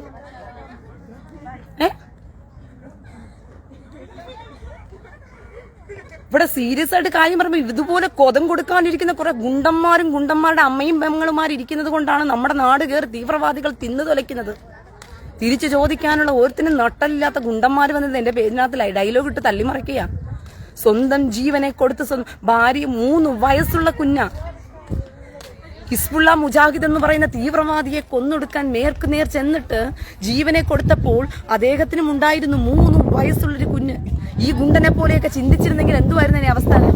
എടാ ചെറ്റുകളെ, ഈ ഗുണ്ടനെ പോലെയൊക്കെ നിന്റെയൊക്കെ നാട്ടിൽ ആർമിയായിട്ട് പണിയെടുക്കുന്ന, കാശ്മീരിലും തീവ്രവാദികളെ നേരിടാൻ വേണ്ടി പണിയെടുക്കുന്ന ആർമികൾ ഗുണ്ടന്മാരെ പോലെ നിന്നെപ്പോലെ കഴിവേറുകളായിട്ട് ചിന്തിച്ചിരുന്നെങ്കിൽ, ആയുധം കഴുത്തെടുക്കാതെ അവർ മിണ്ടാതിരുന്നിരുന്നെങ്കിൽ നീയൊക്കെ സമാധാനത്തോടെ നാട്ടിൽ കിടന്ന് ഉറങ്ങുവോടാ ചെറ്റകളെ. എടാ വിവരം കെട്ടവന്മാരെ. നീയൊക്കെ സമാധാനത്തോടെ നാട്ടിൽ കിടന്ന് ഉറങ്ങുമോ? കൊന്നൊടുക്കത്തില്ലേ നിന്നെയൊക്കെ ഇവന്മാര്? എന്നിട്ട് അവൻ സമാധാനം ഉണ്ടാക്കാൻ ഇങ്ങോട്ട് ഇറങ്ങിയിരിക്കുന്നു. വിവരം കെട്ടവന്മാര് സീരിയസ് ആയിട്ട് കാര്യം പറഞ്ഞുകൊണ്ടിരിക്കുമ്പോഴേ അതിന്റെ ഇടയിൽ അവന്റെ ഒരു കോത്തായത്തെ വർത്തമാനവും കൊണ്ട് ഇറങ്ങി വന്നിരിക്കുന്നത്. സമാധാനം ഉണ്ടാക്കാൻ മതി. പിന്നെ എനിക്ക് സമാധാനം ഉണ്ടാക്കില്ല ജോലി. എനിക്ക് സമാധാനം ഒന്നും ഉണ്ടാക്കി ഈ സമാധാനം ഒരുത്തരം ഉണ്ടാക്കാനും പോകുന്നില്ല ഇവിടെ. ആരാ സമാധാനം ഉണ്ടാക്കാൻ? നമുക്ക് സമാധാനം തരാൻ ആരാണ്? ഇസ്രായേൽ ഇത്രയും വർഷമായി ഇവർ വന്ന് താമസിക്കാൻ തുടങ്ങിയിട്ട് വില കൊടുത്തു വാങ്ങിച്ച ഭൂമിക്കകത്ത് ഇതുവരെയും സമാധാനത്തോടെ ജീവിക്കാൻ ആ ജനത്തെ സമ്മതിക്കാതെ 24 മണിക്കൂറും ചൊറിഞ്ഞ് ആ ജനതയെ അടിച്ചോണ്ടിരിക്കുന്നവന്മാർ ഈ ജനത്തിന് സമാധാനം കൊടുക്കുന്നുണ്ടോ? ഇന്ത്യക്കകത്ത് ഇപ്പോൾ കുറച്ചെങ്കിലും സമാധാനം ഉണ്ടായത് BJP ഭരണം വന്നിരിക്കുന്നത് കൊണ്ട് ആ ഒരു ഭയം ഉണ്ടായതുകൊണ്ട് മാത്രം. തിരിച്ചടിക്കാൻ നരേന്ദ്രമോദി തീരുമാനിച്ചത് കൊണ്ട് ആ പാകിസ്ഥാൻ തീവ്രവാദികൾ ഇതിനകത്ത് കയറി നുഴയാത്തതും അടിക്കാത്തതും. ഇല്ലെങ്കിൽ കണ്ടേനെ.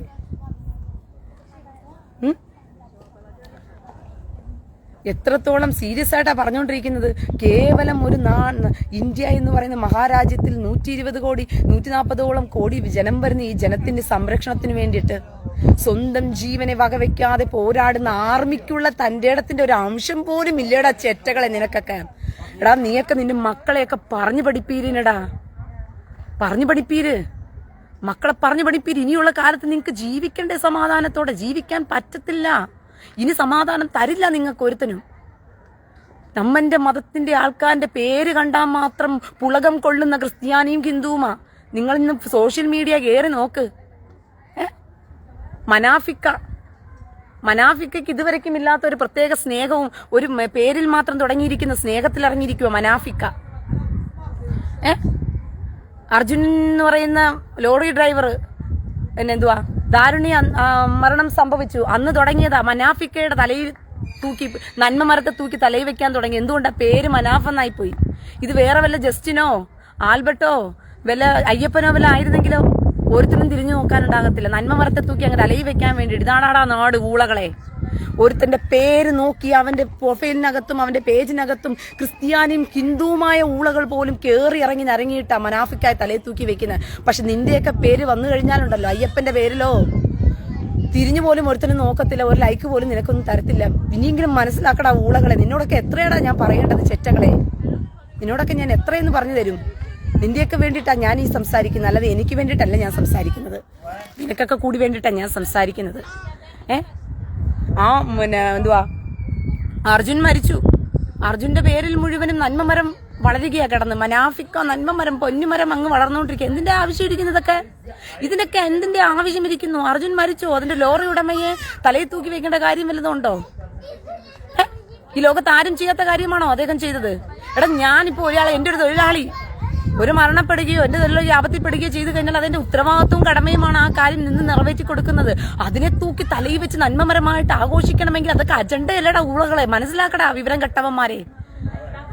തന്റെ സമൂഹത്തെയും തന്റെ മതത്തിൽപ്പെട്ടവരുടെയും പേരുകൾ വന്നു കഴിഞ്ഞാൽ മതം നോക്കിയാണ് ഇവിടെ കാര്യങ്ങൾ നടക്കുന്നത് മുഴുവനും. എന്നിട്ട് ആ കുടുംബം വന്നിട്ട് എന്ത് ചെയ്തു? ആ കുടുംബം വന്ന് സംസാരിച്ചപ്പോഴത്തേക്കും ആ കുടുംബത്തെ തലയിലേറ്റു, തോളിലേറ്റു. ഓ മനാഫിക്കയുടെ ഉറ്റ സുഹൃത്താണ് പോലും, ഉറ്റ സുഹൃത്ത്. അതെങ്ങനെയാണ് ഉറ്റ സുഹൃത്താക്കുന്ന? മനാഫയുടെ ഹിന്ദു ആയതുകൊണ്ട് കുഴപ്പമില്ല അല്ലേ? കാരണം ഖുർആന്റെ പുസ്തകത്തിൽ എഴുതി വെച്ചിരിക്കുന്നത് ക്രിസ്ത്യാനിയും യഹൂദനെയും ആത്മമിത്രമാക്കരുതെന്ന് എഴുതി വെച്ചിട്ടുള്ളൂ. ഹിന്ദുവിനെ അപ്പൊ കുഴപ്പമില്ല ആത്മമിത്രമാക്കാം അല്ലേ? അല്ലേ? ഹിന്ദുവിനെ ആത്മമിത്രമാക്കാം അല്ലേ? ക്രിസ്ത്യാനിയും യഹൂദനെയും മാത്രമേ ആത്മമിത്രമാക്കാൻ പാടില്ല എന്നുകൊണ്ട് ഖുർആന്റെ പുസ്തകത്തിൽ എഴുതി വെച്ചിട്ടുള്ളൂ അല്ലേ? എന്റെ പ്രിയ സഹോദരങ്ങളെ, നാട് പോകുന്ന പോക്കിനനുസരിച്ച് നിങ്ങൾ ബുദ്ധിയില്ലാത്തവരായി മാറിയാൽ, അതുകൊണ്ടാണ് ഞാൻ പറയുന്നത്, പ്രതിരോധത്തിന് വേണ്ടി ആയുധമെടുക്കുന്നതിൽ തെറ്റില്ല. പ്രതിരോധിക്കാൻ വേണ്ടി ആയുധമെടുക്കുന്നതിൽ തെറ്റില്ല. നിങ്ങൾ തല താഴ്ത്തി കൊടുക്കും തോറും ക്രിസ്ത്യാനി എന്ന് പറയുന്ന മണ്ടന്മാരെ പറഞ്ഞു പഠിപ്പിച്ച് വെച്ചിരിക്കുന്നത് എന്താണെന്നറിയാമോ? സാത്താൻ വന്ന് എന്തെല്ലാം വൃത്തികേട് പറഞ്ഞാലും ആഭാസത്തരം പറഞ്ഞാലും എന്ത് ചെറ്റത്തരം പറഞ്ഞാലും നിങ്ങളിതൊന്നും കേൾക്കരുത് സഹോദരങ്ങളെ. നിങ്ങളിതെല്ലാം കേട്ട് സ്തോത്രം പറഞ്ഞ് നിങ്ങളങ്ങ് പോയിക്കോണം എന്നാ പഠിപ്പിച്ചു വെച്ചിരിക്കുന്നത്. നിങ്ങൾ സ്തോത്രം പറഞ്ഞ് അങ്ങ് പോയിക്കോണം. ഇതൊക്കെ കേട്ടിട്ട് തിരിച്ച് നിങ്ങൾ പറഞ്ഞു കഴിഞ്ഞാൽ സാത്താന് തിരിച്ച് നിങ്ങൾ മറുപടി കൊടുത്തു കഴിഞ്ഞാൽ നിങ്ങൾ നരകത്തിൽ പോകും. നിങ്ങൾ ഭയങ്കര പാപികളായി പോകും, നിങ്ങൾ വൃത്തികെട്ടവരായി പോകും. സ്വന്തം മാനത്തിന് വില പറഞ്ഞു വരുന്നവനോട് തിരിച്ചു ചോദിക്കുന്ന ഞാൻ വൃത്തികെട്ടവളും ആകും.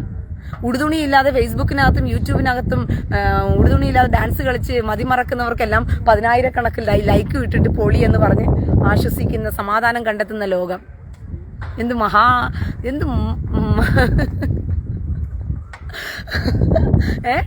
സ്വന്തം മാനത്തെ വില പറയുന്നവന്മാരോട് തിരിച്ചു നിന്ന് പോരാടിയാൽ തിരിച്ചു കൊടുക്കേണ്ടത് കണക്ക് കൊടുത്താൽ മോശമെന്ന് മുദ്ര കുത്തുന്ന ലോകവും, ഉടുതുണിയില്ലാതെ മാനം എപ്പോൾ നോക്കിയാലും റീൽസിനകത്തും അതിനകത്തും ഇതിനകത്തും ഉടുതുണിയില്ലാതെ കിടന്ന് ഡാൻസും ആടി കുത്തിമറഞ്ഞാലും അതെല്ലാം കുടുംബത്തോടിരുന്ന് കണ്ടു രസിക്കുന്നവരെല്ലാം മാന്യന്മാരും. സമൂഹം പോയ പോക്കേ. ഇതാണ് നിങ്ങൾ അടിമയാക്കാൻ പോകുന്നതിന്റെ തന്ത്രം. തിരിച്ചു പ്രതികരിക്കാൻ കഴിവില്ലാത്ത ശിഖണ്ഡികളാക്കി നിങ്ങളെ മാറ്റും തോറും ഒരു കാര്യം നിങ്ങൾ ഓർത്തോ പ്രിയ സഹോദരങ്ങളെ, നിങ്ങളുടെ ജീവന് വില പറയാൻ പോകുകയാണ് ശത്രുക്കള്. മനസ്സിലായോ?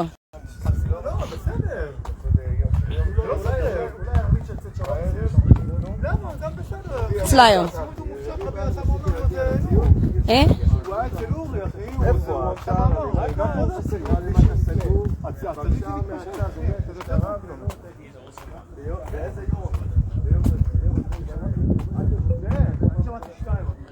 ഹംദാൻ മൊബൈൽ മക്കൾ സ്വന്തം ഐഡിയിൽ വന്നിട്ട് നീ കമന്റ് ഇട്ടോ. ബാക്കിയുള്ളത് ഞാൻ പറഞ്ഞുതരാം. എനിക്ക് ഫേക്ക് ഐഡിയിൽ വന്ന് കമന്റ് ഇടുന്നവന്മാർക്ക് മറുപടി കൊടുത്ത് സമയം കളയാനില്ല. മനസ്സിലായോ?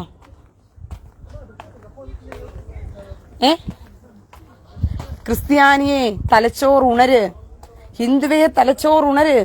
ഒരു രാജ്യത്തിന് വേണ്ടി പോരാടാൻ പോലും മുകുന്ദ് വരദരാജ് എന്ന് പറയുന്ന ഒരു ആർമി ശത്രുവായിരിക്കുന്നവനെ സാത്താനോട് മുഖത്തോട് മുഖം നിന്ന് വെടിയേറ്റ് അവനെ കൊന്നിട്ടാ മരിക്കുന്നത്. അതുകൊണ്ടാ പറഞ്ഞത് ധീരന് ഒരിക്കലേ മരണമുള്ളൂ, ഭീരുവിന് പലകുറി മരണമാണ്. ഭീരുക്കൾ പലകുറി മരണമാണ്. എനിക്ക് സത്യം പറഞ്ഞാൽ എന്റെ ഫേസ്ബുക്കിൽ വന്ന് കമന്റ് ഇടുന്ന ഈ ഊളകളോട് എനിക്ക് വന്ന് കയറുന്ന ദേഷ്യം എങ്ങനെയാന്ന് പറയാൻ നിങ്ങൾക്ക് മനസ്സിലാകത്തില്ല പ്രിയ സഹോദരൻ. എന്റെ അടുത്ത് വല്ലതും ഉണ്ടെങ്കിൽ കാലേവാരി ഞാൻ അടിച്ചേനെയായിരുന്നു ചെറ്റകളെ. എനിക്കത് ചെയ്യാൻ പറ്റാത്തത് കൊണ്ടാ എന്റെ അമർഷവും ദേഷ്യവും ഒക്കെ ഞാൻ പറഞ്ഞെങ്കിലും തീർക്കുന്നത്. കാരണം ആണും പെണ്ണും കെട്ട ശിഖണ്ഡികളായിട്ട് സംസാരിക്കാൻ വരുന്നവന്മാരോട് എന്ത് മറുപടിയാ കൊടുക്കേണ്ടത്? ഒന്ന് ആലോചിച്ച് നോക്കിയേ. റോയ് ആൽബർട്ട് റോയി, എന്താടാ നിന്റെ അമ്മയുടെ കൊതം ഇതുവരെയ്ക്കും റെഡിയാക്കിയില്ലേ? മിസൈൽ കയറ്റി വെച്ചില്ലേ നീ? റോയ് ആൽബർട്ട് റോയേ, നിന്റെ അമ്മയുടെ കൊതത്തിനകത്ത് ഇതുവരെയ്ക്കും നീ മിസൈൽ കയറ്റി വെച്ചില്ലേ? ഏടാ ഉസ്താദുമാരുടെ മുറിയേണ്ടിയാണോ നിന്റെ അമ്മയുടെ കൊതത്തിനകത്തോട്ട് കയറിയിരിക്കുന്നത്? അതുകൊണ്ടാണോ നിനക്ക് സമയം കിട്ടാതെ പോയത്? നിന്റെ അമ്മയുടെ കൊതത്തിനകത്തോട്ട് ഇറാൻ അയച്ച മിസൈൽ ഇവിടെ കിടപ്പുണ്ട് കയറ്റി വെക്കാനായിട്ട്. ചെറ്റേ, എടാ നിന്റെ കഴപ്പ് തീർന്നില്ലേ? നീ വീണ്ടും വീണ്ടും കമന്റ് ഇട്ടുകൊണ്ടിരിക്കുന്നത് പാന്നല്ലേ?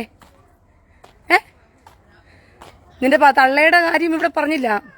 നിന്റെ തള്ളയും അനിയത്തിയും ഭാര്യയുടെയൊക്കെ കൊതത്തിനകത്ത് ഉസ്താദുമാര് അവന്മാരുടെ മുറിയണ്ടി കയറ്റി വെക്കുന്നുണ്ടെങ്കിൽ അതിന്റെ ചൊരുപ്പ് തീർക്കേണ്ടത് ഇവിടെ വന്നിട്ടല്ല.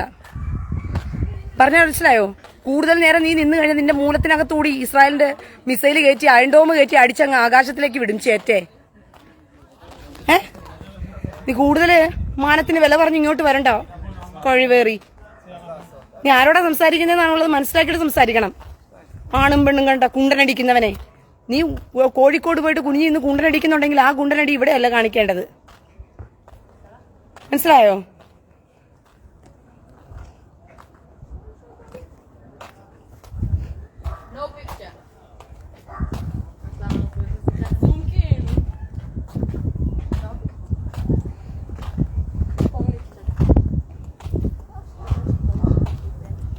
ഗുണ്ടന്മാർ ഇറങ്ങി നടക്കും എന്റെ പേജിലോട്ട്.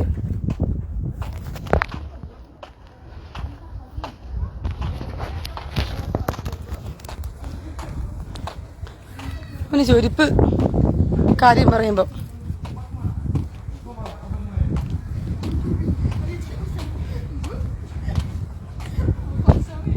ഇവിടെ സീരിയസ്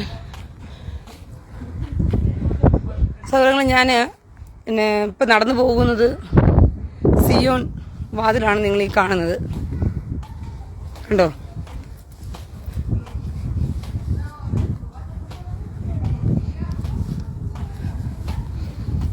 അല്ല, ഞാൻ ഇത്രയൊക്കെ പറഞ്ഞിട്ട് ഇവന്മാരുടെ തലച്ചോറിനകത്ത് കയറുന്നില്ല എന്നുള്ളത് ഓർക്കുമ്പോഴേ എനിക്ക് തോന്നുന്നത് ഈ ഗുണ്ടന്മാർക്കല്ലാണ്ട് വേറെ ഒരുത്തനുമാർക്കും കുഴപ്പമില്ല. ബുദ്ധിയുള്ള മനുഷ്യരെ ഇന്ന് കേരളത്തിൽ പലവരും ഉണർന്നു കഴിഞ്ഞു. ജാഗ്രത പാലിക്കുകയാണ്, ജാഗ്രത പുലർത്തുകയാണ് പലരും.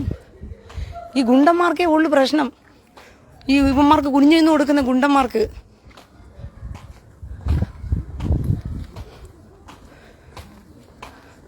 സൗരങ്ങളെ, ഈ വാതിലിനെയാണ് സിയോൻ വാതിൽ എന്ന് പറയുന്നത്. നമ്മുടെ ദാവീദ് രാജാവിൻ്റെ നഗരമാണ് സിയോൻ നഗരം. നമ്മുടെ ദാവീദിനെ അടക്കിയത് ഇതിനകത്തോട്ടാണ്. നമ്മുടെ സെഹിയോൻ മാളിക മുറിയും കർത്താവ് അവസാന അത്താഴം കഴിച്ച മാളിക മുറിയും ഇവിടേക്ക് തന്നെയാണ്.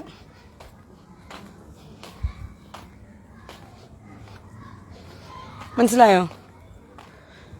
ഇസ്രായേൽ മക്കൾ ആദ്യമായിട്ട് യെരുശലേം പിടിച്ചടക്കാൻ വേണ്ടി കയറി വരുമ്പോൾ ഈ വാതിൽ തകർത്ത അവർ കയറി വരുന്നത്.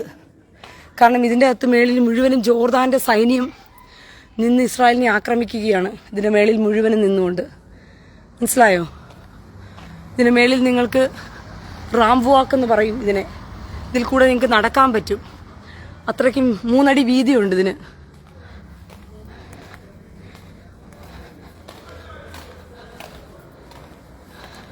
മൂന്നടിയില്ല, സോറി, 7 അടി.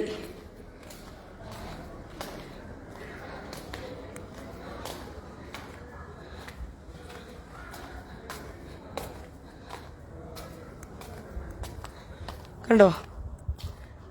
നിങ്ങൾക്കിവിടെ എല്ലാം തന്നെ ചെറിയ ചെറിയ തുളകൾ കാണാൻ പറ്റും. കണ്ടോ ഈ തുളകൾ കണ്ടോ?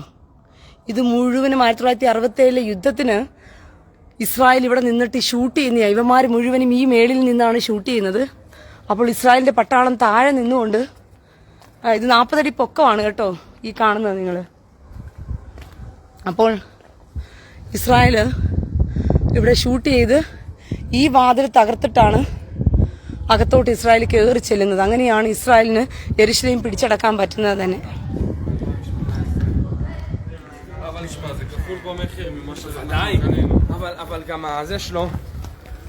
ആൻഡോ ജോസ്, താങ്കൾ അല്പം മര്യാദയുടെ കൂടെ സംസാരിക്കും. അങ്ങനെ ഇപ്പൊ മര്യാദ സംസാരിച്ചില്ലെങ്കിൽ ഇപ്പൊ എന്ത് ചെയ്യും? എന്ത് ചെയ്യും ആൻഡോ ജോസേ? എന്ത് ചെയ്യും? വല്ലതും ചെയ്യുവോ? കൂടുതൽ എന്നെ ഇങ്ങോട്ട് മര്യാദ പഠിപ്പിക്കാൻ വരണ്ട കേട്ടോ ആൻഡോ ജോസേ. നീ സ്വന്തം തന്തയുടെ ഫോട്ടോ ഇട്ടിട്ട് വാ. ഗാന്ധി അല്ലല്ലോ നിന്റെ തന്ത. മര്യാദയൊക്കെ നമുക്ക് പിന്നെ പഠിപ്പിക്കാം.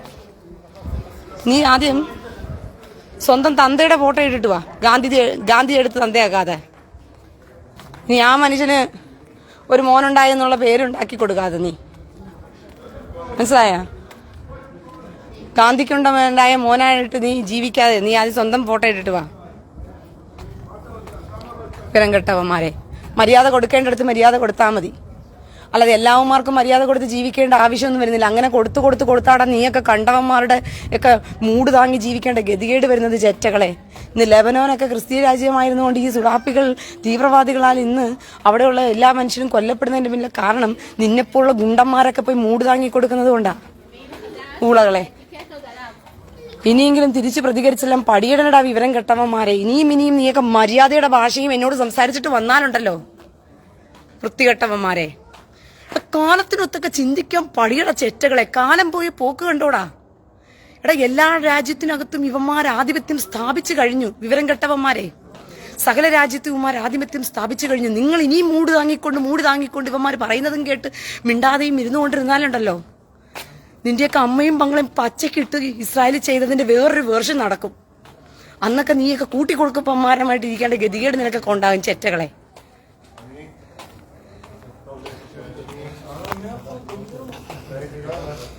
എന്താ ഞാൻ പറയുന്നതിന്റെ വിവരം പോലും മനസ്സിലാകുന്നില്ല. ഞാൻ പറയുന്നത് എന്തിനാണ് ഞാൻ ഈ സംസാരിക്കുന്നത്, എന്തിനാണ് ഞാൻ തിരിച്ച് പ്രതികരിക്കുന്നതെന്ന് പറഞ്ഞിട്ട് ഈ കാലഘട്ടത്തെങ്കിലും ഇനിയെങ്കിലും മനസ്സിലാക്കി ജീവിക്കും നിങ്ങൾ. അല്ലാതെ നിങ്ങൾ ജീവിച്ചാൽ നിങ്ങൾക്ക് ഒരിക്കലും സമാധാനത്തോടുകൂടി ജീവിക്കാൻ നിങ്ങൾക്ക് പറ്റത്തില്ല.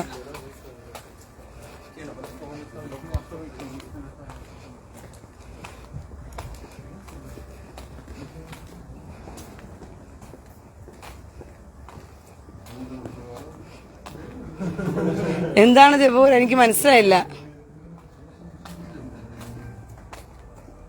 ലോകത്തിന് സമാധാനം ഉണ്ടാക്കാൻ എന്റെ മകനെ അയച്ചു. ലോകത്തിനോ? ഏത് ലോകത്തിന്? ഇരുമ്പിനോ? ഇരുമ്പിനോ ചെമ്പിനോ അതോ ഇസ്രായേൽ അയച്ച മിസൈലിനോ അല്ല സോറി ഇറാൻ ഇങ്ങോട്ട് അയച്ച മിസൈലിനോ? എടാ ഊളെ, റോയി ആൽബർട്ട് ലോയി, ലോകത്തിന് സമാധാന. നീ ഒരു കാര്യം ചെയ്യ, അച്ഛന്റെ ലോകം എടുത്ത് തലയിൽ കൂടി ഇട്ട് നീ ഇട്ടോണ്ടിരിക്കും ഊളെ.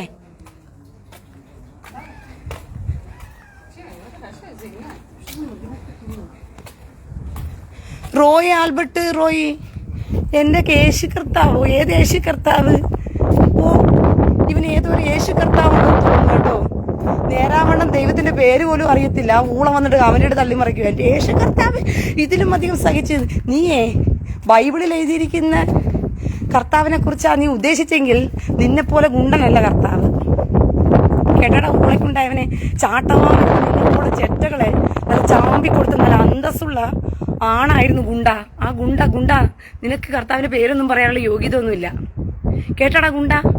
റോയ് ആൽബർട്ട് റോയെ, എന്റെ യേശു കർത്താവ് ഇതൊക്കെ സഹിച്ചു. യേശു കർത്താവ് നല്ല വൃത്തിയാണോ ഉണ്ടല്ലോ. ചാട്ടവാടെ നിന്നെപ്പോഴും ഗുണ്ടന്മാരെ ചാമ്പിയതാടാ ഗുണ്ടനുണ്ടായവനെ.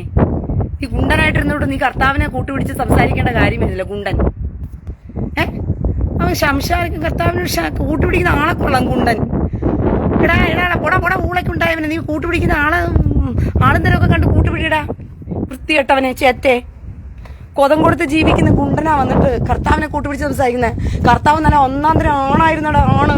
നിന്നെപ്പോഴുള്ള ഗുണ്ടന്മാരായ ചെറ്റകള് കാണിച്ചു കൂട്ടിയ തോന്നിയവാസത്തിന് ചാട്ടവാറെടുത്ത് ആലയത്തിൽ കയറി ചാമ്പിയ കർത്താവിനെ നീ നിന്നെപ്പോഴുള്ള ഗുണ്ടനെ സമമാക്കി നീ സംസാരിക്കരുത്. കാലേവാരി നിലത്തടിക്കും ചെറ്റ്, രണ്ട് കാലും കൂടി കവിച്ച് വെച്ചിട്ട് നിന്റെ അണ്ടി വെട്ടിയെടുക്കും പന്നലെ. നീ കൂടുതൽ കയറി സംസാരിച്ചാ പിന്നെ അല്പമെങ്കിലും അണ്ടിയെങ്കിലും ബാക്കി, ഗുണ്ടനായിരിക്കുമ്പോൾ നിനക്കുള്ള അണ്ടിയെങ്കിലും ബാക്കി ഇച്ചിരി പോലെങ്കിലും കാണും, നരന്റെ അണ്ടിയെങ്കിലും. അതും കൂടി ഞാൻ വെട്ടിയെടുത്താറുണ്ടല്ലോ ചേറ്റേ. നീ ആരെ കൂട്ടുപിടിച്ച് സംസാരിക്കുന്നേ പന്നലെ? നീ ഗുണ്ടനായിരുന്നിട്ട് നീ കർത്താവിനെ ഈ ചെറ്റുകളെ ഈ പെന്തക്കോസുകാരും ശിഖണ്ഡിക്കുണ്ടായ ആണും പെണ്ണും കേട്ട പുരോഹിതന്മാരെല്ലാം കൂട്ടുപിടിക്കുന്ന കർത്താവിന്റെ പേരും പറഞ്ഞുകൊണ്ടാ ബൈബിളും. എടാ കഴിവേറുകളെ, നിന്നെ പോലെയൊക്കെ ആയിരുന്നോടാ കർത്താവ്? തിരിച്ചു പ്രതികരിക്കാൻ കഴിവില്ലാത്തവ ശിഖണ്ഡിയായിരുന്നോ? ഗുണ്ടനായിരുന്നോ? എടാ ചേറ്റകളെ, തെമ്മാടിത്തരം തോന്നിവാസവും കാണിച്ചവന്മാരോട് ധീരതയോടെ നിന്ന് സംസാരിച്ച കർത്താവാ. അതിന്റെ പേരിലാ ക്രൂശി കയറേണ്ടി വന്നല്ല, നിന്നെപ്പോലെ ഗുണ്ടനായിരുന്നിട്ടല്ല. ചേറ്റകളെ, തിരിച്ചു ചോദിച്ചതിന്റെ പേരിലും ഇവിടെ കിടക്കുന്ന ആഭാസവും ഇവിടെ കിടക്കുന്ന കർത്താവിന്റെ പേരിൽ നടക്കുന്ന കൊള്ളരുതായ്മകളും എല്ലാം അന്തസ്സായിട്ട് നിന്ന് ഓണം നിന്നും ചോദിച്ച ചോദ്യത്തിന് വേണ്ടിയിട്ടാ കർത്താവിന് ക്രൂശി കയറേണ്ടി വന്നത്. കൂളക്കുണ്ടായവന്മാരെ, അല്ല നിന്നെപ്പോലെ ഗുണ്ടന്മാരായിരുന്നിട്ടല്ല. സമാധാനം അങ്ങ് കൊടുക്കണം പോലെ. നീ ആരെ കൂട്ടുപിടിച്ച് സംസാരിക്കുവാ?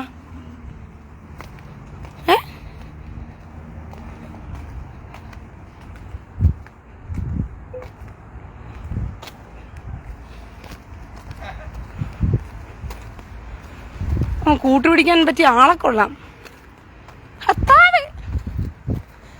നാണവമാനം ഉണ്ടോടാ ഗുണ്ടകളെ, ഗുണ്ടന്മാരെ? നിങ്ങളൊക്കെ കയറി വന്നിട്ട് ഒരു ഉളുപ്പും ഇല്ലാതെ നിന്റെ പള്ളിയിൽ അച്ഛന്മാരൊക്കെ പെണ്ണുകട നൈറ്റിയും ഇട്ട് നടക്കുന്ന കോന്തായത്തന്മാര്, പാച്ചറമാണെങ്കിലാണെങ്കിൽ താടിയും മീശയും പഠിച്ച് കളഞ്ഞ ശിഖണ്ഡികള്, അവന്മാര് പെണ്ണുകട ചുരിദാറും ഇട്ടാ നടക്കുന്നത്, ജുബായ എന്നുള്ള പേരും പറഞ്ഞുകൊണ്ട്. ഇങ്ങനെ ആണും പെണ്ണും കേട്ട ശിഖണ്ഡികളായിരിക്കുന്നവന്മാരൊക്കെ നീ ദൈവവചനം എടുത്തു വെച്ചിട്ട് വേണ്ടാധീനം പഠിപ്പിക്കുകയും നിങ്ങൾ കർത്താവിന്റെ വചനത്തെ തെറ്റായി പഠിപ്പിച്ചു കൊടുത്ത് നാട്ടിലുള്ള ജനങ്ങളെ മുഴുവൻ ഈ ശിഖണ്ഡികളാക്കി വെക്കുകയും ചെയ്യും. എന്നിട്ട് കോന്തായത്തിലെ വർത്തമാനം എന്റെ അടുത്ത് ഒരു ഡയലോഗ് അടിക്കും.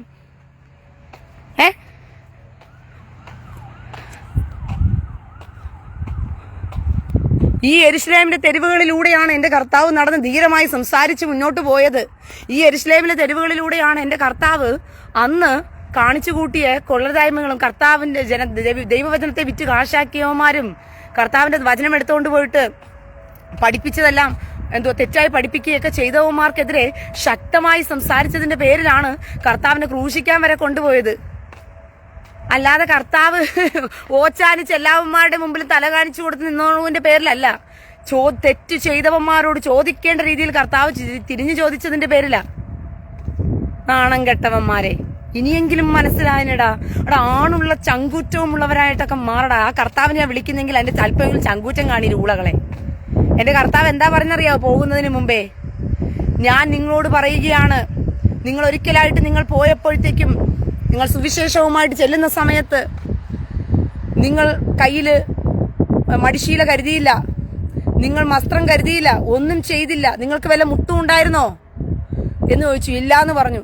അപ്പോൾ കർത്താവ് പറഞ്ഞു, ഇനി നിങ്ങൾ മടിശീല കരുതിക്കൊള്ളുവിൻ, വാളില്ലാത്തവൻ വസ്ത്രം വിറ്റ് വാള് വാങ്ങട്ടെ എന്നാ പറഞ്ഞത്. കാരണം ഇനിയുള്ള നാളുകളുടെ പ്രത്യേകത, കാലത്തിനനുസരിച്ച് മനുഷ്യരെ അവരെ പഠിപ്പിക്കുകയും ബലപ്പെടുത്തുകയും ചെയ്ത കർത്താവ് ഊളകൾക്കുണ്ടായവന്മാരെ.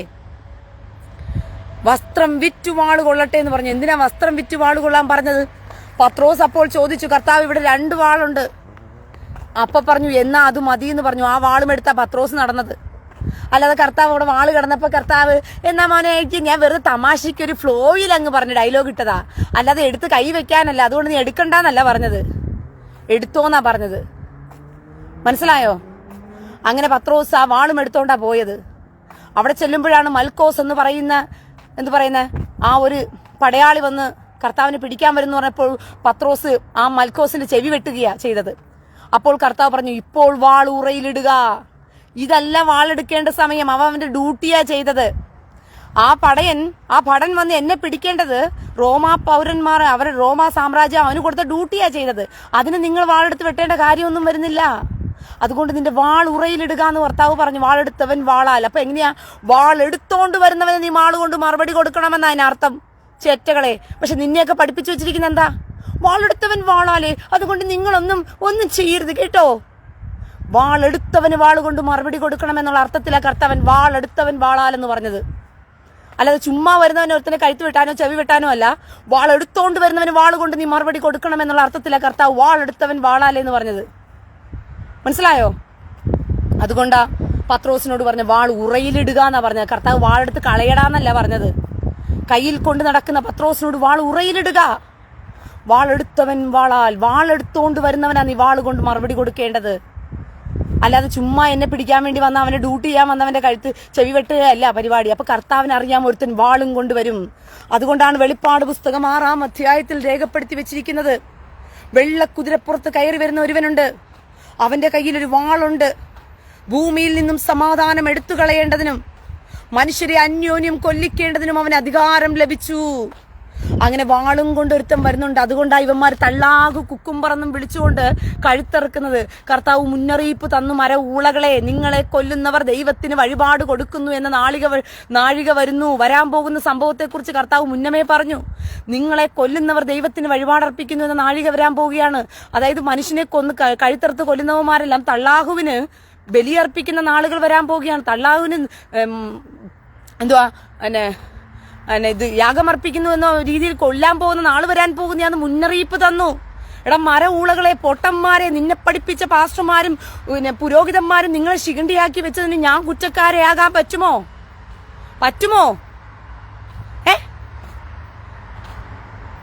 ആണായിട്ടൊക്കെ ജീവിക്കാൻ പഠിയടാ. നീ എന്റെയൊക്കെ ഭക്തി കാണിക്കേണ്ടത് ദൈവത്താടാ.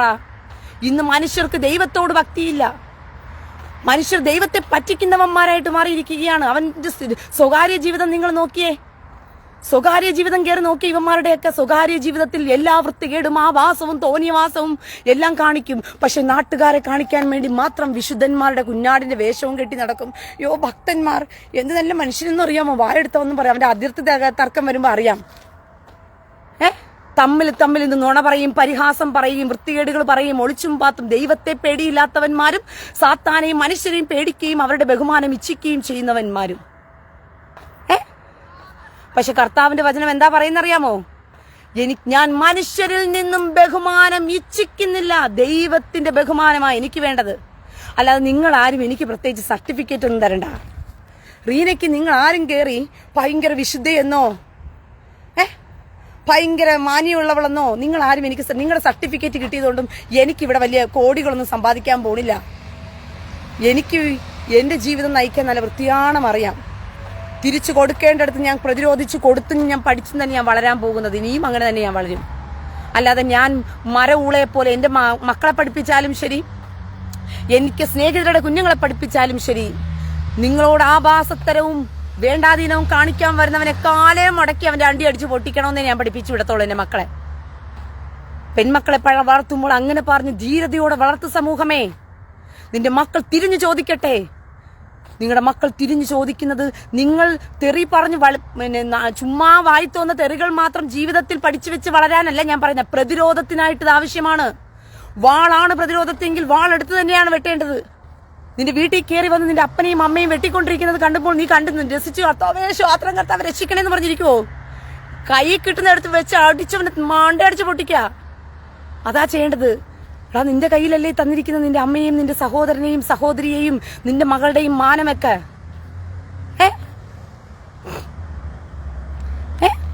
ഒന്ന് ആലോചിച്ച് നോക്കിയേ.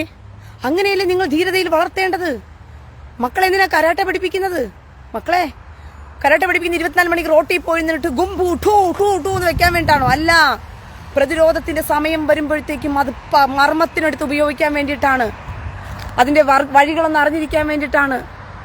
കരാട്ടെ പഠിച്ചിരിക്കുന്നവന്റെ അടുത്ത് ഒരുത്തം വാളുമായിട്ടാ വന്നെങ്കിൽ അവന് കരാട്ടയുടെ ആക്ഷൻ കാണിച്ചുകൊണ്ടിരിക്കാൻ പറ്റുമോ? അവൻ വാള എടുക്കുന്നെങ്കിൽ ആ സമയത്ത് അവനെ കിട്ടുന്ന ആയുധം വെച്ചേ അടിക്കാൻ പറ്റുള്ളൂ. അല്ല, കരാട്ടയുടെ ആക്ഷൻ അല്ലല്ലോ വാളെടുത്തോണ്ട് കാണിക്കാൻ പറ്റുക. കരാട്ടെ പഠിക്കുന്നത് ബലം കിട്ടാൻ വേണ്ടിയിട്ടാ. കരാട്ടെ പഠിക്കുന്നത് ബലം കിട്ടാൻ വേണ്ടിയിട്ടാ. ഇന്നത്തെ കാലഘട്ടത്തെ മനസ്സിലാക്കി മുന്നോട്ട് പോ. നിങ്ങൾക്ക് ജീവിക്കണോ? ലോകം യുവമാരുടെ കൈവെള്ളയിൽ വന്നുകൊണ്ടിരിക്കുകയാണ് കുറേശ്ശെ കുറേശ്ശെ കുറേശ്ശെ. നമുക്ക് പ്രതിരോധത്തിന് നമുക്ക് ആവശ്യമുണ്ട്. ബലം ധരിക്കേണ്ടതുണ്ട്, ശക്തി ധരിക്കേണ്ടതുണ്ട്. നമ്മുടെ പെൺമക്കൾക്ക് സമാധാനത്തോടു കൂടി ജീവിക്കേണ്ടതുണ്ട്. നമ്മുടെ ഭാര്യമാർക്കും കുഞ്ഞുങ്ങൾക്കും അമ്മയ്ക്കുമൊക്കെ ജീവിക്കേണ്ടതുണ്ട് നമ്മുടെ സമൂഹത്തിൽ. അവരെ നിങ്ങൾ വളർത്തിയെടുക്കുമ്പോൾ പറഞ്ഞു മനസ്സിലാക്കി കൊടുക്ക്. നിങ്ങൾ ആഭാസമുള്ളവരായും തെറി പറയുന്നവരുമായിട്ട് ജീവിത ശൈലിയിൽ വളരാനല്ല ഞാൻ ഈ കാര്യങ്ങൾ പറയുന്നത്. ഞാൻ ചുമ്മാ വഴി പോകുന്നവനെയും എന്റെ ജീവിത ശൈലിയാക്കി കൊണ്ട് തെറി പറയുന്നത്. എന്നോട് തെറിയാണ് ആയുധമായി ഉപയോഗിക്കുന്നെങ്കിൽ അതേ ആയുധത്തിൽ തിരിച്ചടിക്കും. ഞാൻ തിരിച്ചടിച്ചിരിക്കും വെച്ചാൽ അടിച്ചിരിക്കും. അത് നിങ്ങളുടെ മക്കളാണെങ്കിലും ശരി, നിങ്ങളാണെങ്കിലും ശരി. എന്നാലേ നമ്മളെ പേടി കാണത്തുള്ളൂ. അല്ലെങ്കിൽ നിങ്ങൾ ഓച്ചാനിച്ച് നിൽക്കേണ്ടി വരും. നിങ്ങൾ എന്തിനെ പേടിച്ചിട്ടായി ഓച്ചാനിച്ച് നിൽക്കുന്നേ? നിങ്ങൾക്ക് നാട്ടുകാർ ഭയങ്കര സർട്ടിഫിക്കറ്റ് തറയിൽ തൂക്കി തരും അല്ലേ? നിങ്ങൾക്ക് നാട്ടുകാരുടെ സർട്ടിഫിക്കറ്റാണ് വേണ്ടതല്ലേ ഇതിനേക്കാളൊക്കെ വലുത്? എടാ, തെരുവിൽ കിടക്കുന്ന ഇങ്ങനെ വളർന്നാലുണ്ടല്ലോ എന്ത് സംഭവിക്കുന്നറിയാമോ? ഇങ്ങനെ വളർത്തിയെടുത്താൽ നിങ്ങളുടെ മക്കളെ നിങ്ങളിങ്ങനെ അയ്യോ മക്കളെ നമ്മൾ അങ്ങനെയൊന്നും പറയരുത് മക്കളെ, അയ്യോ നമ്മളെ എന്ത് വേണമെങ്കിലും തെറി വിളിച്ചിട്ട് പോട്ടെ, നമ്മുടെ മാനമ്മമാർ ചോദിച്ചിട്ട് പോട്ടെ, അമ്മയുടെ കൂടെ കിടക്കുന്നോ കൊതം ചോദിക്കുകയോ ബൂറ് ചോദിക്കുകയോ എന്ത് വേണമെങ്കിലും ചോദിച്ചിട്ട് പോട്ടെ, മക്കളെ ഒന്നും പറയേണ്ട മക്കളെ. ഇങ്ങനെ നീയൊക്കെ വളർത്തിയെടുത്താലുണ്ടോ നിന്റെ മക്കൾക്ക് എന്താ സംഭവിക്കാൻ പോകുന്നറിയാമോ? എവിടെയെങ്കിലും തെരുവിലിട്ട് കുഞ്ഞുങ്ങളുടെ വസ്ത്രം ഊരിക്കളഞ്ഞ് അവന്മാര് നഗ്നരാക്കി കളയുമ്പോൾ കുഞ്ഞുങ്ങൾ അയ്യോ അയ്യോ അയ്യോ എന്നിട്ട് നീ ഓടി എവിടെയെങ്കിലും പോയി തുണിയെടുത്ത് മൂടാൻ വേണ്ടിയിട്ട് നടന്ന് പെപ്രാളപ്പെടും. അങ്ങനെയല്ല, വസ്ത്രം അഴിച്ചിട്ട് പബ്ലിക്കിൽ നിന്നാലും ഈ ശരീരത്തെ ഓർത്ത് ഭാരപ്പെടാതെ മക്കളെ, ആ സമയത്തും കൈ കിട്ടുന്നവന്റെ ആണ്ടി അടിച്ച് പൊട്ടിച്ച് അവനെ കൊന്നു തീർക്കാനുള്ള തന്റെ ഇടവും ധൈര്യവും എടുക്കേണ്ട. അല്ലാതെ ആ നേരം വസ്ത്രത്തിന് വേണ്ടി ഓടുകയല്ല ചെയ്യുന്നത്. എടാ, തെരുവിൽ നിന്റെ മക്കളുടെ പെൺമക്കളുടെ വസ്ത്രം അഴിച്ചിട്ട് കഴിഞ്ഞാൽ പെൺമക്കളോട് പറഞ്ഞു കൊടുക്കേണ്ടത് മക്കളെ വസ്ത്രം എടുക്കാൻ വേണ്ടിയിട്ടല്ല നീ ഓടേണ്ടത്, നിന്റെ വസ്ത്രം അഴിച്ചു മാറ്റിയവന്റെ തല ആ സമയത്ത് നീ എടുത്തു മാറ്റണം. അങ്ങനെയാ പഠിപ്പിക്കേണ്ടത്. മനസ്സിലായോ? നിന്റെ വസ്ത്രം അഴിച്ചു മാറ്റവന്റെ മുറിയണ്ടി ചവിട്ടിക്കളയണം. അങ്ങനെയാ പഠിപ്പിച്ചു കൊടുക്കേണ്ട മക്കൾക്ക്. അല്ലാതെ ആ സമയത്ത് എന്റെ വസ്ത്രം എടുത്തുപോയി. വസ്ത്രത്തെക്കാളും നിന്റെ മാനത്തിന് വില ഉണ്ട്. അല്ലാതെ നിന്നെ വലിച്ചെറിഞ്ഞിട്ട് അവിടെ ഇട്ടിട്ട് ബലാത്സംഗം ചെയ്യാൻ ഇട്ട് കൊടുക്കുകയല്ല വേണ്ടത്. നീ വസ്ത്രം തിരക്കുന്ന നേരം നോക്കി നിന്നെ എടുത്തിട്ട് അവൻ ബലാത്സംഗം ചെയ്യും. അതിനേക്കാളും ഭേദമല്ലേ അവന്റെ അണ്ടി അടിച്ചു പൊട്ടിക്കുന്നത്? പിന്നെ അവൻ എന്തോന്ന് സാധനം വെച്ചിട്ട് അവൻ കൂന്ത്രാണ്ടം ഉണ്ടാക്കും.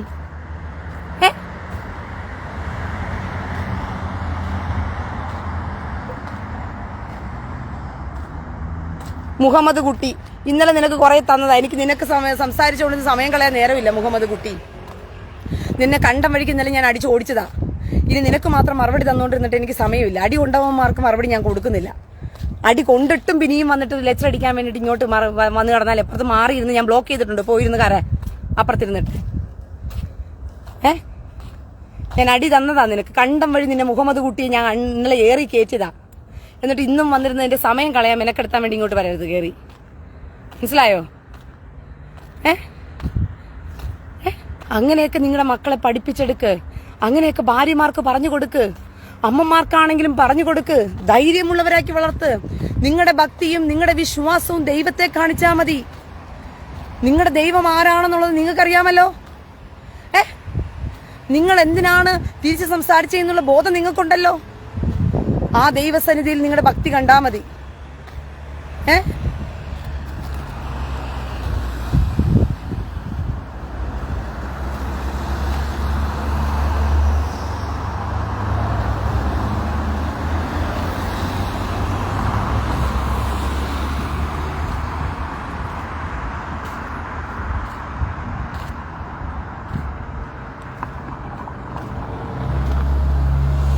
ടിപ്പു സുൽത്താനെ, കമന്റ് ബോക്സ് ഉസ്താദിന്റെ കമന്റ് ബോക്സിൽ കൊണ്ടുപോയി ടിപ്പു സുൽത്താൻ കമന്റ് തട്ടി മറിച്ചാൽ മതി. ആദ്യം നീ സ്വന്തം ഐഡിയിൽ വന്ന് കമന്റ് ഇട്. എന്നിട്ട് നിന്റെ കമന്റ് എന്റെ പേജിനകത്ത് ഞാൻ ഇട്ട് വെച്ചിരിക്കാൻ അവകാശം തരാം, അനുവാദം തരാം. നിനക്ക് സ്വന്തം ഒരു ബാപ്പയൊക്കെ ഉണ്ടെങ്കിൽ ആ ബാപ്പയുടെ പേരിൽ ബസ്, ടിപ്പു സുൽത്താന്റെ പേരിൽ നീ വരണ്ട കേട്ടോ. ചെല്ല്, ഉസ്താദിന്റെ മൂലത്തിൽ കൊണ്ടുപോയി നിന്റെ കമന്റ് കൊണ്ട് തട്ട്. എന്റെ പേജിൽ നിന്റെ കമന്റ് ഇവിടെ തട്ടണ്ട കേട്ടോ. നീ ഒറിജിനൽ ഐഡിയിലാണെങ്കിൽ നിന്റെ കമന്റ് ഇവിടെ കിടന്നേനെയായിരുന്നു. നീ ഫേക്ക് ഐഡിയിൽ വന്നിട്ട് നിന്റെ കമന്റ് തള്ളി മറിക്കാനാണെങ്കിൽ അത് ഉസ്താദിന്റെ മൂലത്തിൽ കൊണ്ട് കൊടുത്താൽ മതി നിന്റെ കമന്റ്. മനസ്സിലായോ? അങ്ങനെ പിന്നെ ഫേക്ക് ഐഡികൾക്ക് കമന്റ് കൊടുത്ത് സമയം കളയാൻ എൻ്റെ പേജിലുള്ളവർക്കും സമയമില്ല, എനിക്കും സമയമില്ല. ഒറിജിനൽ ഐഡിയിലൊക്കെ നീ വാ, നിനക്കൊക്കെ കമന്റ് ഇടാൻ എൻ്റെ പേജിൽ ഞാൻ അവസരം തരാം. പറഞ്ഞ മനസ്സിലായോ? അതുകൊണ്ട് ബലമുള്ളവരായി ശക്തി ധരിച്ച് സമയത്തിനനുസരിച്ചും കാലത്തിനനുസരിച്ചും പോരാട്ട് കഴിക്കേ. ഇതിപ്പം സമയം, ഇത് തണുപ്പ് കാലമാണ്. ഞാനൊരു 6 മാസക്കാലം സമ്മർ സീസൺ ആയിരുന്നു. ഞാൻ ധരിച്ചിരുന്ന വസ്ത്രങ്ങളുണ്ടായിരുന്നു, സമ്മറിന് ധരിച്ചിരുന്ന വസ്ത്രങ്ങൾ. ഈ തണുപ്പ് സമയത്തും അതേ വസ്ത്രങ്ങൾ ധരിച്ച് എനിക്ക് ഇറങ്ങാൻ പറ്റുമോ? ഞാൻ നടക്കുന്നത് കൊണ്ടാണ് എനിക്ക് ചൂടറിയുന്നത്. ഞാൻ നേരെ വേണം ചുമ്മാ ലൈവ് ചെയ്യാതെ ചുമ്മാ നടന്നിരുന്നെങ്കിൽ എനിക്ക് തണുപ്പറിയുന്നതുകൊണ്ടാണ് ഞാൻ കയ്യിൽ ജാക്കറ്റ് കരുതിയിരിക്കുന്നത്. അപ്പോൾ കാലത്തിനനുസരിച്ച് ജീവിക്കാൻ പഠി. കാലത്തിനനുസരിച്ച് നിങ്ങൾ ജീവിക്കാൻ പഠിക്ക്. അല്ലാതെ കാലത്തിനനുസരിച്ച് ജീവിക്കാൻ പഠിച്ചില്ലെങ്കിലുണ്ടല്ലോ ഊളകളായിരിക്കും നിങ്ങൾ. യൂത്ത് ഹേ വൗ ഹേ എന്ന് പറഞ്ഞ് ഇസ്രായേലിന്റെ ദൈവത്തെ വിളിക്കുന്ന ഓരോരുത്തരും ശിഖണ്ഡിയാകില്ല, ഞാൻ ഉറപ്പ് പറയുക. പക്ഷെ ഈ ക്രിസ്ത്യാനികളുടെ ദൈവത്തെ വിളിക്കുന്നവന്മാരെല്ലാം ശിഖണ്ഡികളായി മാറും.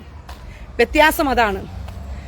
ക്രിസ്ത്യാനി ഊളകള് ചിന്തിക്കുന്നത് ക്രിസ്ത്യാനികൾക്ക് കൊടുത്തിരിക്കുന്ന ഒരു ദൈവമാണ് യേശു ക്രിസ്തു എന്ന് പറഞ്ഞിട്ട് ചിന്തിച്ചുകൊണ്ടിരിക്കുക. അതുകൊണ്ടാണ് കാര്യമറിയാതെ നേരത്തെ ഒരുത്തം കമന്റ് ഇട്ടാണ്ടില്ലേ, എൻ്റെ യേശു കർത്താവ് എന്തെല്ലാം സഹിച്ചു, അതുകൊണ്ട് ഞാനും ഗുണ്ടനായിരുന്നുകൊണ്ട് ഇതെല്ലാം സഹിച്ചോളാന്ന്. ചേറ്റ എടാ, യൂത്ത് ഹേ വൗ ഹേ എന്ന് പറയുന്ന സൈന്യങ്ങളുടെ ദൈവമായ അദോനായ് എന്നുള്ള ദൈവത്തെ വിളിച്ച ഇസ്രായേലിന്റെ മക്കളൊന്നും ഇങ്ങനെ ശിഖണ്ഡികളാകത്തില്ല.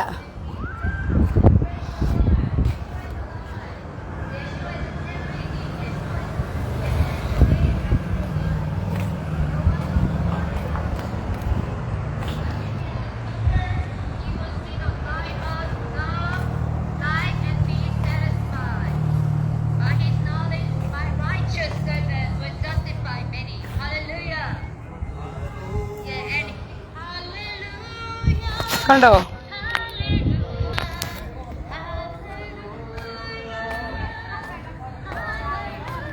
ഇതാണ് യാഫോ ഗേറ്റ്, സുന്ദരം എന്നുള്ള ദേവാതില്.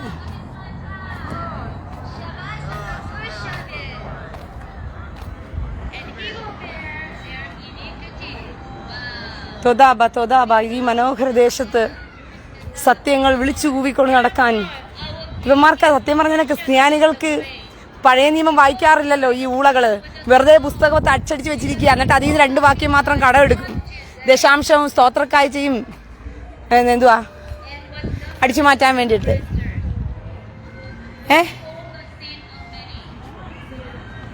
അരുൺ ആന്റണി യഹോവ സാക്ഷി. ആര്? ഞാനോ? ഏത് യഹോവ സാക്ഷി? എടാ വിവരം കിട്ടവന്മാരെ അതിന്റെ പേരെന്താണെന്നെങ്കിലും പറയടാ. ദൈവത്തിന്റെ പേര് യൂത്ത് ഹേ വൗ ഹേ നാടാ. യഹോവയും കുഹോവയെന്നൊന്നും അല്ല. ബൈബിൾ ട്രാൻസ്ലേഷന്മാർ യേശു എന്നും യഹോവ എന്നൊക്കെ എഴുതി ട്രാൻസ്ലേറ്റ് ചെയ്ത് വെച്ചിരിക്കുക. അതിന്റെ ഒറിജിനൽ പദങ്ങളൊക്കെ പേരുകളൊക്കെ പഠിക്കും നിങ്ങള്. മനസ്സിലായോ? ഞാനേ യഹൂദ സ്ത്രീയാ. ഞാൻ യൂത്ത് ഹേ വൗ ഹേ എന്ന് പറയുന്ന സർവശക്തനായ ദൈവത്തെ വിളിക്കുന്നവളാ. മനസ്സിലായോ? നിങ്ങൾ ക്രിസ്ത്യാനികൾ വിളിക്കുന്ന ദൈവത്തെയും ക്രിസ്ത്യാനികളുടെ രീതിയെയും കൂടി എന്നെ പഠിപ്പിക്കാൻ നിൽക്കരുത്. മനസ്സിലായോ? ക്രിസ്ത്യാനികൾ പേര് പോലും അറിയാതെ കിടന്ന് വിളിക്കുകയാണ്. കർത്താവിന്റെ പേരെന്താണെന്ന് പോലും ക്രിസ്ത്യാനിക്ക് അറിയത്തില്ല. ക്രിസ്ത്യാനി ട്രാൻസ്ലേഷനിൽ എഴുതി വെച്ചിരിക്കുന്ന യേശു ക്രിസ്തു എന്നും ഈശോ എന്നും അവന് തോന്നുന്ന പേരുകൾ ഇട്ടങ്ങ് വിളിക്കുക. കർത്താവിന്റെ പേര് യഹോശുവഹ മശിയാഹ് എന്നാണ് പേര്. അതുപോലും അറിയാമോ ക്രിസ്ത്യാനിയെ നിനക്ക്? അതുപോലും നിന്റെ പാസ്റ്റർമാർ നിന്നെ പഠിപ്പിച്ചില്ലല്ലോ, നിന്റെ പുരോഹിതന്മാർ നിന്നെ പഠിപ്പിച്ചില്ലല്ലോ. നീ വിളിക്കുന്ന ദൈവത്തിന്റെ പേര് പോലും അറിയാതെയാ നീ കിടന്ന് ദൈവമേ ദൈവമേ എന്ന് പറഞ്ഞിട്ട് യേശു ക്രിസ്തു, ഈശോ, എന്നെ കിടന്ന് വിളിക്കുന്നത്? നീ വിളിക്കുന്ന ദൈവത്തിന്റെ പേര് പോലും നിനക്കൊന്നും അറിയത്തില്ല. മനസ്സിലായോ? ഇനിയെങ്കിലും പേരെങ്കിലും പഠിക്കുക. ദൈവത്തെ അന്വേഷിക്ക് ബുദ്ധിയുള്ളവനായി.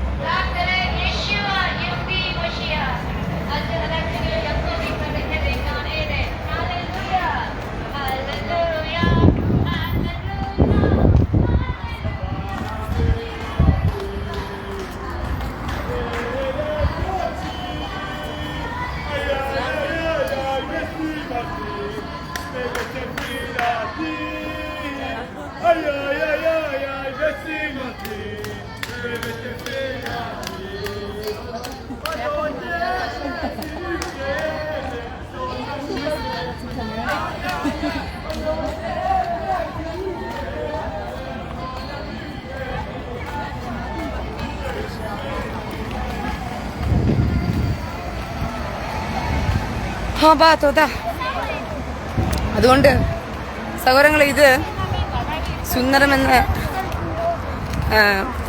നഗരമാണ്.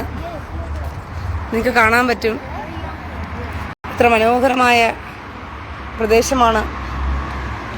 ഉണ്ടോ? ശബാത്തിന് യഹൂദന്മാർ വന്ന് പ്രാർത്ഥിച്ചിട്ട് മടങ്ങിപ്പോകുന്നത് അവര് ലാമതിലേക്ക്.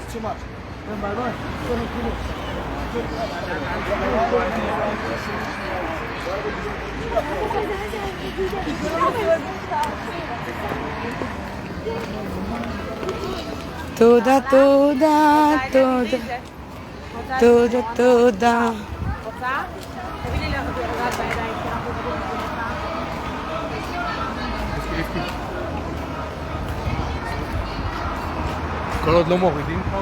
ആർ ഡാനിയല് എന്നാടാ പൊട്ടെ?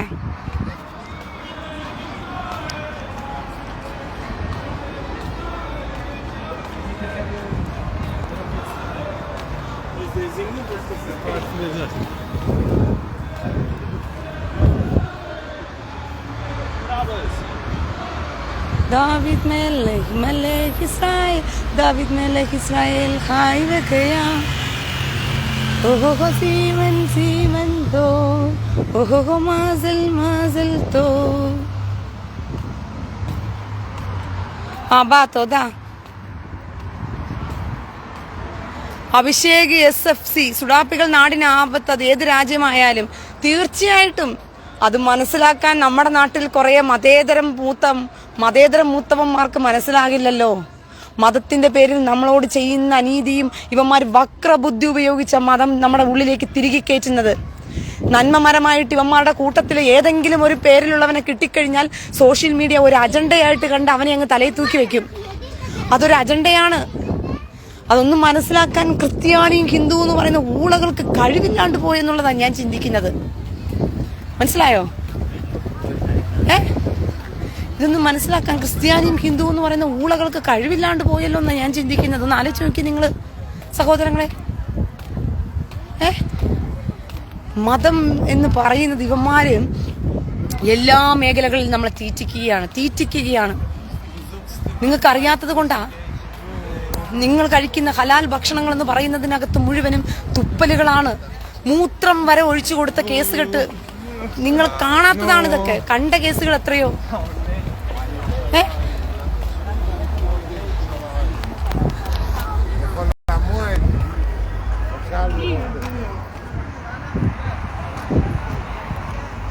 കണ്ടോ?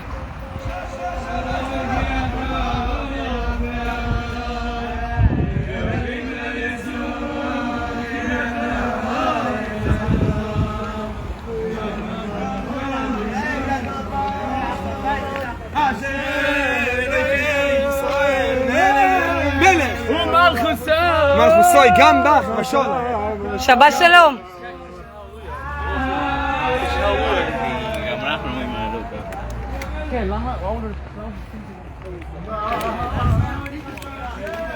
ആലോചിച്ച് നോക്കിയ പ്രിയ സഹോദരങ്ങളെ, അവരുടെ എരിവും തീഷ്ണതയും.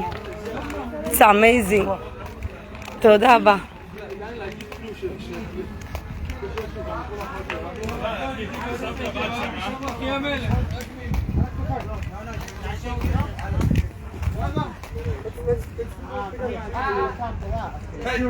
no. We're not holding nothing. Your turn. What? Come on.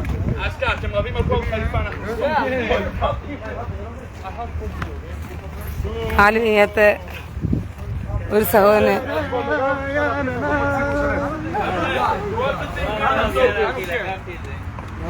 I was holding it for 20 minutes.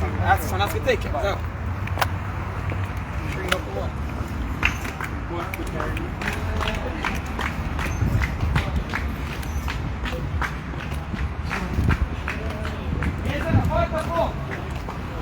ഇതെന്ത് പേര് കുണ്ണക്ക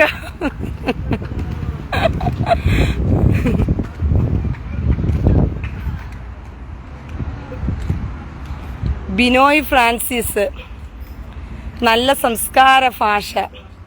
എന്തു പറ്റി ബിനോയ് ഫ്രാൻസിസേ? കൂടെ നിൽക്കുന്ന ഭാര്യ വല്ല കൊതം കൊടുക്കുന്നുണ്ടോ ഉസ്താദുമാർക്ക്? ഒരു മിനിറ്റ്, ബിനോയ് ഫ്രാൻസിസിന് എന്തോ പറയണോ നിന്നോട്?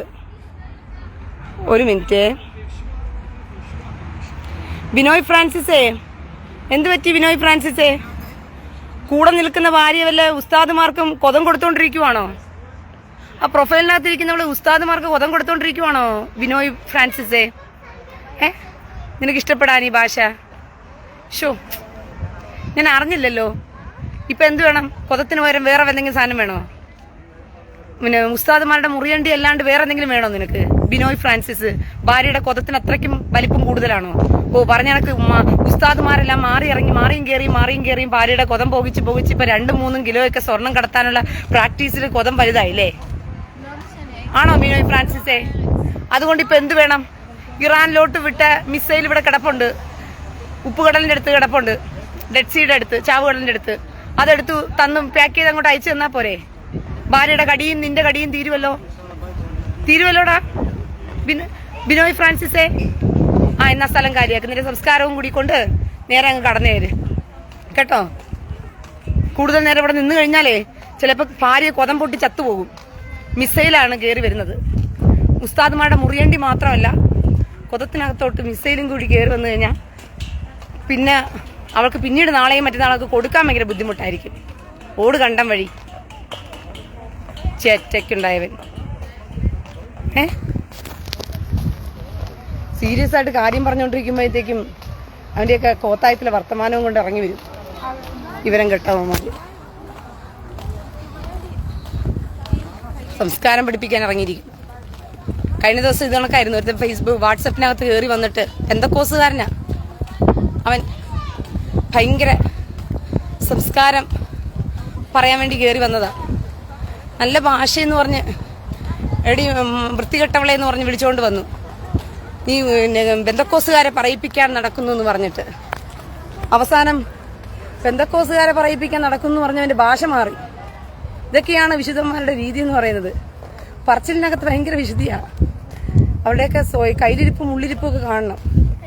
സമയത്തിന് അതൊക്കെ പ്രയോഗിക്കാൻ വൃത്തിയാണ് ഇവന്മാർക്കറിയാം.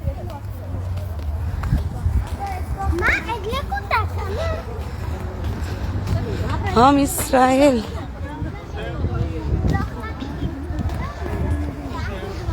അബാ തദാ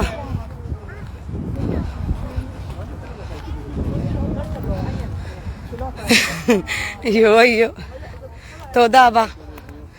എത്ര മനോഹരമായ ഗോൾഡൻ സിറ്റി യെരുശലേം. Royal tyres Kongad. പേരെന്താ? റോയൽ എന്ത് പേരാ ഇത്? ഇയേഴ്സ് കോങ്ങാടോ? Royal tyres Kongad. അതെന്ത് പേരാ? Royal tyres Kongad. ഇങ്ങനെയൊന്നും പറയരുത്, എല്ലാവരും കേൾക്കുന്നു. ആണോ റോയൽ ടയേഴ്സേ? കുണുവാവയാണോ? ഇപ്പോഴായിട്ട് പേജ് കയറി വന്നതാണോ കുഞ്ഞുവാവ? എന്നാൽ ഒരു കുപ്പിപ്പാൽ എടുത്തോണ്ട് അവിടെ പോയിരുന്ന് കുടിച്ചു കിടന്ന് ഉറങ്ങി. സമയം കഴിഞ്ഞു, ചെല്ലേ, രാത്രി ഒരുപാട് നേരമായി. റോയൽ ടയർ സാജ് കോങ്ങാടേ, ഇങ്ങനെയൊക്കെ പറഞ്ഞാൽ ആരെങ്കിലും കേട്ട് കഴിഞ്ഞാലേ പിന്നെ ആരെങ്കിലും കേട്ട് കഴിഞ്ഞാൽ മക്കൾ ചെല്ല് ഒരു പാൽക്കുപ്പിക്കകത്ത് കുറച്ച് പാലും എടുത്തോണ്ട് പോയിട്ട് കട്ടലിൽ പോയി മാറിക്കിടന്ന് നടന്ന് ഉറങ്ങ് ചെല്ല്. കൊച്ചു പിള്ളേർ ഇത് കേൾക്കാൻ വരരുത്. കുണുവാവുകൾക്ക് കയറി വന്ന് കേൾക്കാനുള്ള പേജല്ല ഈ പേജ്. പറഞ്ഞ മനസ്സിലായോ? പ്രായപൂർത്തിയായവർ മാത്രം കാണേണ്ടതാണ് ഈ പേജ്.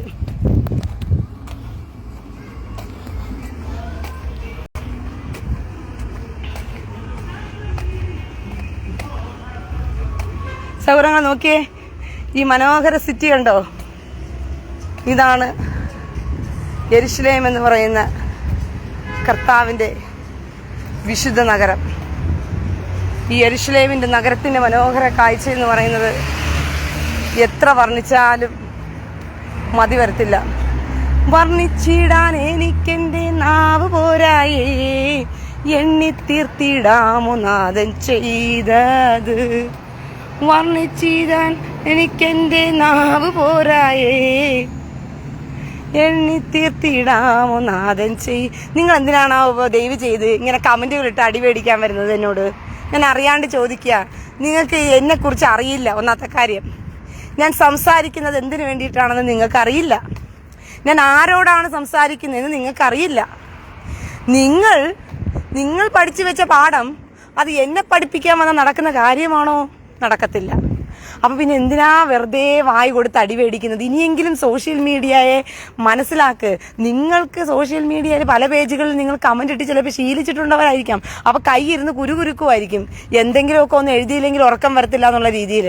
ആ പേജുകളുടെ പ്രത്യേകത എന്ന് വെച്ച് കഴിഞ്ഞാൽ അവർ സോഷ്യൽ മീഡിയ നടത്തുന്നതും അതിനൊക്കെ ഉദ്ദേശം എന്ന് പറഞ്ഞു കഴിഞ്ഞാൽ അതിൽ നിന്ന് പൈസ പിരിക്കുക, കാശുണ്ടാക്കുക. അതാണ് അവരുടെ ലക്ഷ്യം. പക്ഷെ എൻ്റെ സോഷ്യൽ മീഡിയ പേജ് കാശുണ്ടാക്കുകയല്ല, സത്യം ലോകത്തോട് വിളിച്ചു പറയുക എന്നുള്ളതാണ്. അപ്പോൾ സത്യം വിളിച്ചു പറഞ്ഞു കഴിഞ്ഞാൽ അപ്രിയ സത്യങ്ങൾ മറ്റുള്ളവർക്ക് അരോചകമാകും. ഈ അരോചകമാകുന്ന സമയത്ത് ആ അരോചകമായി കാണുമ്പോൾ ഒന്നിൽ അവൻ തെറി വിളിക്കും, ഇല്ലാന്നുണ്ടെങ്കിൽ അവൻ ചെവി പൊത്തും. ഇത് രണ്ടുമായിരിക്കും നടക്കുന്നത്. ചെവി പൊത്തുന്നവൻ പൊത്തിക്കൊണ്ട് പോകട്ടെ എന്ന് ഞാനും വിചാരിക്കും.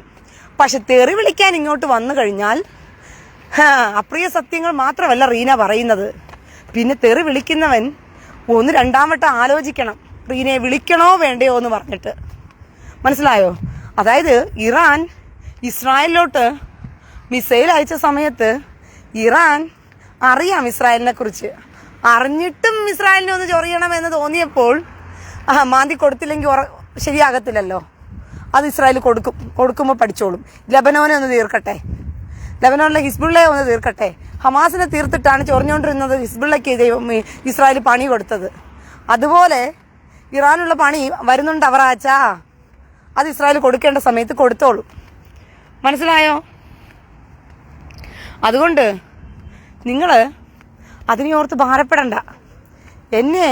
എൻ്റെ പേജ് എന്താണെന്ന് മനസ്സിലാക്കുകയും ഞാൻ എന്താ സംസാരിക്കുന്നതെന്നുള്ളതും മനസ്സിലാക്കിയിട്ട് ഞാൻ പറയുന്ന കുറേ അപ്രിയ സത്യങ്ങളാണ്. അത് കേൾക്കുന്നവർക്ക് അരോചകം ഉണ്ടാകുന്നത് എന്തുകൊണ്ടെന്ന് വെച്ച് കഴിഞ്ഞാൽ സത്യത്തെ മറച്ചു വെക്കാൻ ദാഹിക്കുന്ന എല്ലാ മതത്തിൽപ്പെട്ടവരുണ്ട്. ഹിന്ദുക്കളിലും ഉണ്ട്, ക്രിസ്ത്യാനിയിലുണ്ട്, മുസ്ലിങ്ങളും ഉണ്ട്. മനസ്സിലായോ? അപ്പോൾ ആ സത്യങ്ങൾ പറഞ്ഞാൽ കുറച്ച് കൊള്ളുന്നവർക്ക് എന്ത് ചെയ്യാൻ തോന്നും? എന്തെങ്കിലുമൊക്കെ പറയാൻ തോന്നും. അതവർ പറഞ്ഞു കഴിഞ്ഞാൽ എൻ്റെ മുഖത്ത് നോക്കി പറയാൻ ചങ്കൂറ്റമുള്ളവൻ എന്നെ പറഞ്ഞാൽ മതി. മനസ്സിലായോ? അല്ലാതെ കേട്ടിരിക്കാൻ ഞാൻ ആര്? നിന്റെയൊക്കെ വീട്ടിലെ ഭാര്യയെയും നിന്റെയൊക്കെ അമ്മയെയും നിന്റെയൊക്കെ മകളെ പോലെയാണോ ഞാൻ? നിന്റെയൊക്കെ വീട്ടിലെ ഭാര്യയും നിന്റെയൊക്കെ അമ്മയും നിന്റെയൊക്കെ മകളും ഒക്കെ ചിലപ്പം നിന്റെയൊക്കെ ഭാര്യയും അമ്മേനെയൊക്കെ മറ്റതും മറിച്ചതും ഒക്കെ ചോദിച്ചാൽ നീയൊക്കെ ചിലപ്പം മിണ്ടാതിരിയടിയെന്ന് പറഞ്ഞു കൊടുക്കുമായിരിക്കും, ഇല്ലെങ്കിൽ നീയൊക്കെ കൊടുക്കുമായിരിക്കും. പക്ഷെ എന്നെ അങ്ങനെ കിട്ടത്തില്ലെന്നേ. അതിനിയെങ്കിലും മനസ്സിലാക്ക്. സുരേഷ് കുമാറെ മക്കള് സ്വന്തം പ്രൊഫൈലൊക്കെ ഇട്ട് വന്നിട്ട് കമന്റ് ഇടാം കേട്ടോ.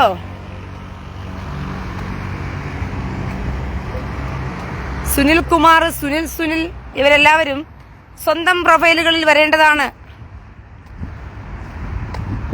മണിക്കുട്ടൻ അതെ, ലെബനന്റെ ഒരു ഭാഗം ഇപ്പൊ ഗാസ ആയിക്കൊണ്ടിരിക്കുക, തരിപ്പണമായിക്കൊണ്ടിരിക്കുക. ഇസ്രായേല് അരിച്ചു പറക്കും. അതാ പറഞ്ഞ ആ വേര്. അതായത് നിങ്ങൾ ശ്രദ്ധിച്ചിട്ടുണ്ടോ? നിങ്ങളൊരു മരമേ ഒന്ന് നട്ടു നോക്ക് വീട്ടില്. വെയിൽ എവിടുന്നാ വരുന്നതെന്ന് വെച്ചാൽ ആ മരം അതിലോട്ട് ചാരും, ആ വെയിൽ വെടിക്കാൻ വേണ്ടി ഇങ്ങനെ ചാരും. അതാണ് ആ മരത്തിന്റെ പ്രത്യേകത എന്ന് പറയുന്നത്. വെയിൽ എങ്ങോട്ടാ വരുന്നതെന്ന് വെച്ചാൽ അതിനനുസരിച്ച് ആ മരം അങ്ങ് ചാരി കൊടുക്കും. അതാണ് അതിന്റെ പ്രത്യേകത എന്ന് പറയുന്നത്. അതുപോലെ തന്നെ നിങ്ങള് എന്റെ പ്രത്യേകത അറിയണമെങ്കിൽ ഞാൻ ഇസ്രായേലിനോട് ചാരി നിൽക്കുകയാണ്.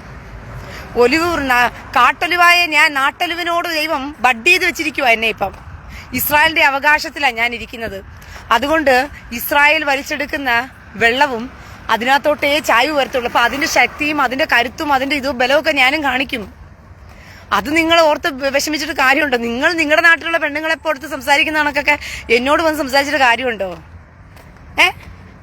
ഇവിടെ ഒരു യഹൂദ സ്ത്രീയോട് നീയൊക്കെ സംസാരിച്ച് നോക്ക്. ഒരു ആർമിയുടെ അടുത്ത് ഒരു കയറി നിങ്ങളൊന്ന് സംസാരിച്ച് നോക്ക്, വിവരം പഠിപ്പിക്കും. മനസ്സിലായോ? അതുപോലെ നിങ്ങൾ നിങ്ങളുടെ വീട്ടിലെ പെണ്ണുങ്ങടത്തും നിങ്ങളുടെ നാട്ടിലെ പെണ്ണുങ്ങടത്തും സംസാരിക്കുന്ന ആ ഒരു സംസ്കാര രീതി വന്നിട്ട് എന്നോട് വിളമ്പാ നിന്ന് കഴിഞ്ഞാൽ ഇസ്രായേലിലെ അയൺഡോമിന്റെ അടി നിങ്ങൾ ഇപ്പോൾ കേരളത്തിലിരുന്ന് ഫേസ്ബുക്കിലൂടെ കിട്ടിക്കൊണ്ടിരിക്കുന്നത് കാണുകയല്ലേ? ഇവന്മാർക്ക് കാലുവാരിക്കൊടുത്ത് ഇസ്രായേലിൽ അടിക്കുന്ന അടി ഇറാനൊക്കെ നേരിട്ട് അനുഭവിക്കുക.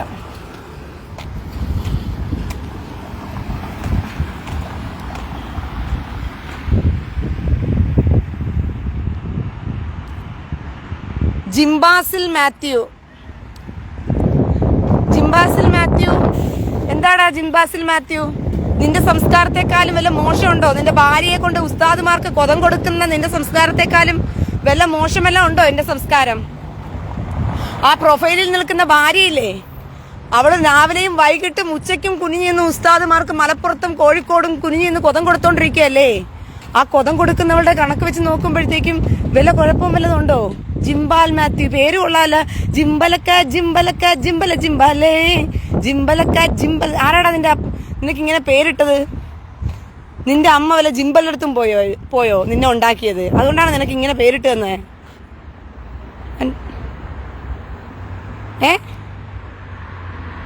പേരെന്തുവാ? ജിംബാസിൽ മാത്യു. എടാ നിന്റെ അമ്മയെ ഉസ്താദിന് കൊതം കൊടുക്കുന്ന നേരമാണോ നിനക്ക് പേരിട്ട് തന്നത്? ജിംബലക്ക ജിംബലക്ക ജിംബല ജിംബാലേ. നിന്റെ ഭാര്യയുടെ ഊള സംസ്കാരം പോലെ അല്ലല്ലോ എന്റെ സംസ്കാരം. നിന്റെ ഭാര്യയ്ക്ക് കോഴിക്കോടും മലപ്പുറത്തും ഉസ്താദുമാർക്ക് കുനിഞ്ഞു നിന്ന് കൊതം കൊടുത്തോണ്ട് കൊതം വലിപ്പിക്കുന്ന വലുതാക്കി കൊടുക്കുന്ന ആ ഫോട്ടോയിൽ കാണുന്നവളില്ലേ, അവൾ കൊതം വീർപ്പിച്ച് കൊടുക്കുന്നത് പോലെയാണോ ഞാന്? ചിമ്പാൻസി മാത്യു. അതെ ചിമ്പാൻസി മാത്യു ആണോടാ ഊളെ? അതാണോ നിനക്ക് സംസ്കാരമായിട്ട് തോന്നിയേ? അതിനേക്കാളും മോശമായിട്ട് തോന്നിയോ എന്റെ സംസ്കാരം? ചിമ്പാൻസി മാത്യു. എമറാൾഡ് പേര് കൊടുത്തത് കൊള്ളാം എന്തായാലും. ചിമ്പാൻസി മാത്യു.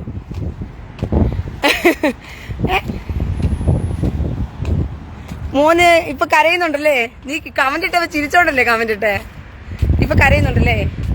ഭാര്യയുടെ കൊതം നോക്കിയിരുന്ന് കരയുവാണോ? ജിംബാസിൽ മാത്യു കമന്റ് ഇട്ടയാ നല്ല സംസ്കാരം എന്ന് പറഞ്ഞ് ഇളിച്ചോണ്ടൊരു കമന്റ് ഇട്ടു. ഇപ്പൊ ഭാര്യയുടെ കൊതം നോക്കിയിരുന്ന് കരയുക.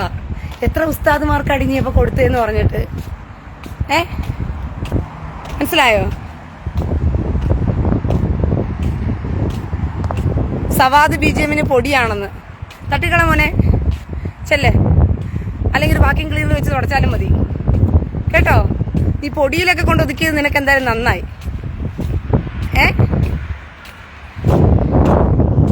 ഈ പൊടിയിലൊക്കെ കൊണ്ടൊതുക്കിയത് എന്തായാലും നന്നായി.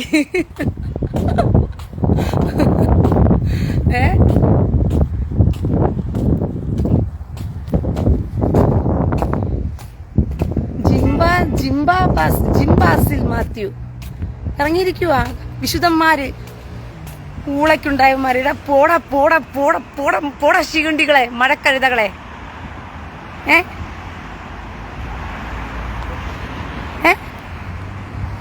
ശിഖണ്ഡികളെ, മരക്കഴുതുകളെ, നിന്നോടൊക്കെ എത്ര നേരം. എടാ നീയൊക്കെ ഭാര്യമാരെ ഉണ്ടാക്കിക്കൊണ്ട് വന്നിട്ട് ഫോട്ടോയും ഇട്ടേ പോസും കൊടുത്ത് ഫോട്ടോയൊക്കെ ഇട്ട് വെച്ചിരിക്കുന്നത് പോരാ. നിന്റെ ഭാര്യമാരുടെ കൊതം തിരക്കി വരുന്നവന്മാരെ അടിച്ച് ചാണകം വരുത്തിക്കാനുള്ള തന്റെ ഇടം കൂടി പഠിപ്പിച്ചിട്ടിരിക്കും.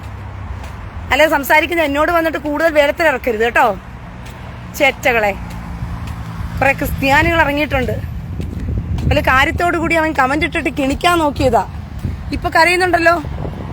അപ്പൊ ഓർക്കണം, കമന്റ് ബോക്സിനകത്ത് വന്നിട്ട് നീയൊക്കെ വേലത്തിലിറക്കാൻ നിന്ന് കഴിഞ്ഞാല് കാണുന്ന പെണ്ണുങ്ങളെയൊക്കെ കാണുമ്പോൾ നിനക്ക് ചൊറിച്ചിലുണ്ടെങ്കിലേ അത് നിന്റെ ഭാര്യ എടുത്ത് പോയി ചൊറിഞ്ഞു കൊടുക്കണം. ഇങ്ങോട്ടല്ലേ ചൊറിയേണ്ടത്.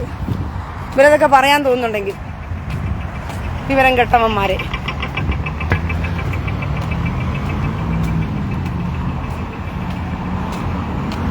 നീയൊക്കെ നിന്റെയൊക്കെ വീട്ടിലുള്ള പെണ്ണുങ്ങളുടെ സംസാരിക്കുന്ന സംസ്കാരവും ഒന്നും എന്നോട് സംസാരിക്കരുത്.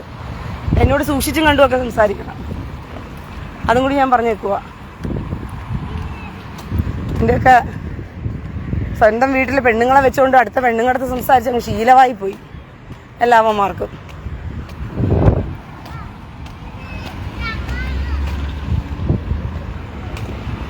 തോതാ ബാ തോതാ തോതാ.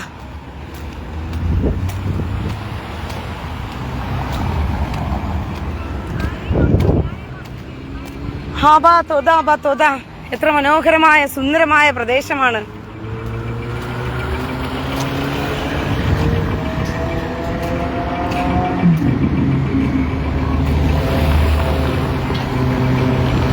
എത്ര സുന്ദരം, എത്ര മനോഹരം, എത്ര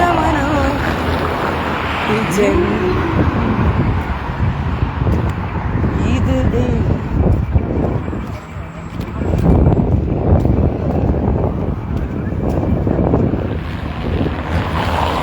ഓക്കെ.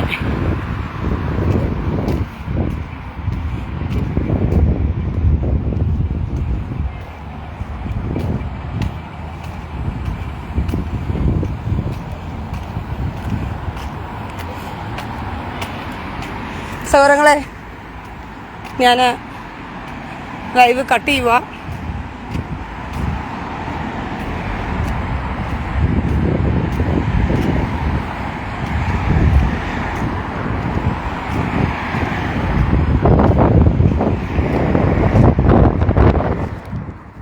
ശബാത്ത്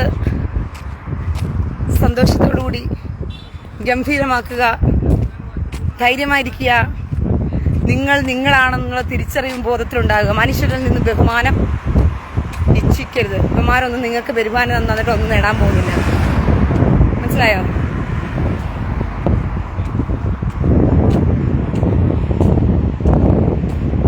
കണ്ണാകരൻ പിള്ള, പ്രായത്തെ ഓർത്ത് ഞാൻ നിങ്ങളെ ബ്ലോക്ക് ചെയ്യുകയാണ്. നിങ്ങളുടെ പ്രായം വെച്ചിട്ട് നിങ്ങൾക്ക് വല്ല മറുപടിയും ഞാൻ തന്നു പോയപ്പോൾ നിങ്ങൾ കെട്ടിനാന്ന് ചാകേണ്ടി വരും കണ്ണാരൻ പിള്ളേ. മനസ്സിലായോ? അതുകൊണ്ട് കണ്ണാരൻപിള്ളൻ ചേട്ടാ, നിങ്ങളുടെ പ്രായം ഓർത്ത് ഞാൻ ബ്ലോക്ക് ചെയ്തിരിക്കുകയാണ് കേട്ടോ. അപ്പം കണ്ണാരൻപിള്ളൻ ചേട്ടൻ രാത്രിയായില്ലേ, പോയി കിടന്നുറങ്ങാം അപ്പപ്പാ.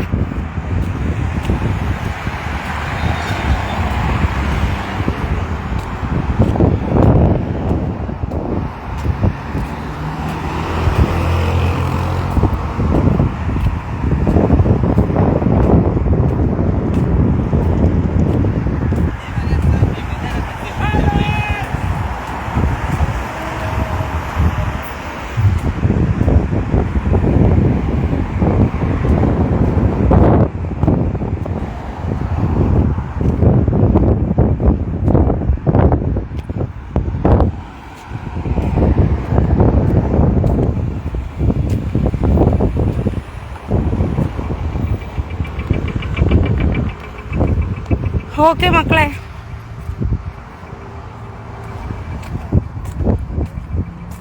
എല്ലാവർക്കും ശബാത്ത് ശലോം. അങ്ങനെ 3 ദിവസം നമ്മൾ അടുപ്പിച്ച് മെൽവിൻ ബ്രദറെ ശബാത്ത് ശലോം. എല്ലാവർക്കും ശബാത്ത് ശലോം. സത്യം പറഞ്ഞു കഴിഞ്ഞാൽ ഇതൊരു യുദ്ധസമയം തന്നെയാണ്. ഫേസ്ബുക്കിലൂടെ നിങ്ങളൊക്കെ എങ്ങനെ യുദ്ധം പഠിക്കും? നിങ്ങൾക്ക് യുദ്ധം പഠിക്കണ്ടേ? ദൈവം പഠിപ്പിക്കുന്ന ഒരു അവസരം കൂടിയായി ഇത്. വല്ലപ്പോൾ കൂടിയൊക്കെ ഇങ്ങനെയൊക്കെ ഇരകളെ കൊണ്ട് തന്നാലല്ലേ കെണി വെച്ച് കർത്താവ് പിടിപ്പിക്കും എന്നുള്ള രീതിയാണ് കർത്താവിൻ്റെ രീതി എന്ന് പറഞ്ഞാൽ. നിങ്ങൾക്ക് യുദ്ധം പഠിക്കണമെങ്കിൽ ഇപ്പം ഓപ്പറേഷൻ തിയേറ്ററിൽ എന്ത് ചെയ്യണം? ഇത് പഠിക്കുകയാണ്. പോസ്റ്റ്മോർട്ടം പഠിക്കണം. വല്ല തവളയോ പന്നിയോ വല്ല ശവങ്ങളെയും കിട്ടിയാലല്ലേ പോസ്റ്റ്മോർട്ടം പഠിക്കാൻ വരത്തുള്ളൂ. അല്ലാതെ തിയറി പഠിച്ചിട്ട് കാര്യമുണ്ടോ? പ്രാക്ടിക്കലും വേണ്ടേ?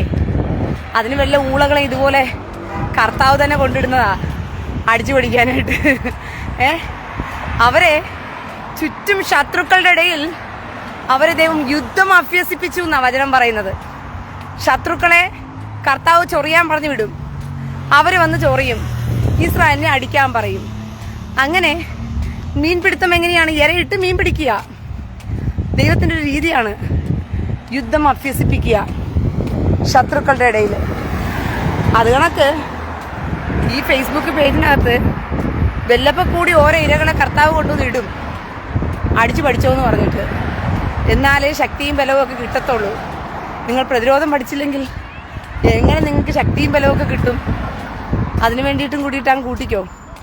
ഓക്കെ, അപ്പം എല്ലാവർക്കും നല്ലൊരു ശബാത്ത് ദിവസം. എൻ്റെ ഡ്രസ്സ് നിങ്ങൾ കണ്ടോ? വളരെ ഒരു റോയൽ ലുക്കില്ലേ എൻ്റെ ഡ്രസ്സിന്? മൊത്തത്തിൽ കാണിക്കാനായിട്ട്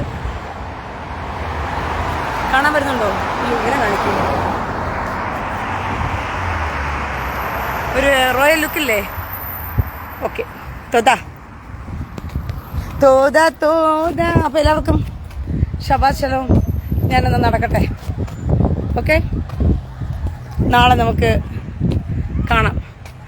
ചിലപ്പോൾ രാത്രിയിൽ ഞാൻ സൂമിൽ വരും, ഇല്ലാന്നുണ്ടെങ്കിൽ വരില്ല. ഓക്കെ, കമ്മൽ സൂപ്പറല്ലേ ആണോ തോതാ? ഇതിന് മാച്ചായിട്ട് ആദ്യമായിട്ടൊരു മാച്ച് പോലും ഞാൻ. തോതാ റബ തോതാ തോതാ.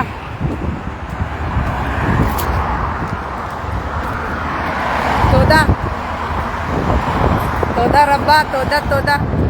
ബാബു ബാബു തോതാ തോതാ തോതാ. ഒരു റോയൽ ലുക്ക്. ആമേൻ ആമേൻ തോതാ. എല്ലാവർക്കും സന്തോഷം നിറഞ്ഞ ഒരു ശബാത്ത് ദിവസം നേരുകയാണ്.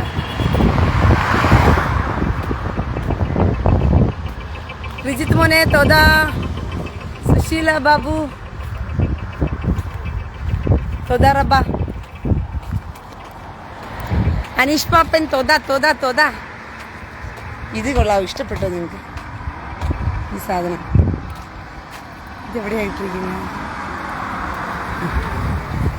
എനിക്ക് ഇവിടെ വെച്ച് കാണിച്ചു തരണമെന്നുണ്ട്, പക്ഷേ ഓക്കെ. ആവാ തോതാ, ഇന്ന് സുന്ദരിയായിരിക്കുന്നു. തോതാ റബ്ബ തോതാ. ഷെർനൈസൊക്കെ തോതാ. എല്ലാവർക്കും ഒത്തിരി സന്തോഷം. നിങ്ങളും എല്ലാവരും ദൈവകൃപയാൽ സുന്ദരി സുന്ദരന്മാർ തന്നെയാണ്. നമ്മളെ ദൈവം സൃഷ്ടിച്ചത് അങ്ങനെ തന്നെയാണ്. തോത എന്ന് പറഞ്ഞാൽ നന്ദി നന്ദി. തോത റബ്ബ എന്ന് പറഞ്ഞു കഴിഞ്ഞാൽ thank you very much. തോത Aba എന്ന് പറഞ്ഞു കഴിഞ്ഞാൽ അപ്പ നന്ദി എന്ന് പറയുന്നതാണ് തോത ആബ. Mercy John തോത റബ്ബ തോത റബ്ബ തോത. തോതാ തോതാ തോതാ തോതാ ആവാ തോതാ റബ്ബ തോതാ തോതാ റബ്ബ. കണ്ടോ, അവരും കോംപ്ലിമെന്റ് ചെയ്തു, സോ നൈസ് എന്ന്.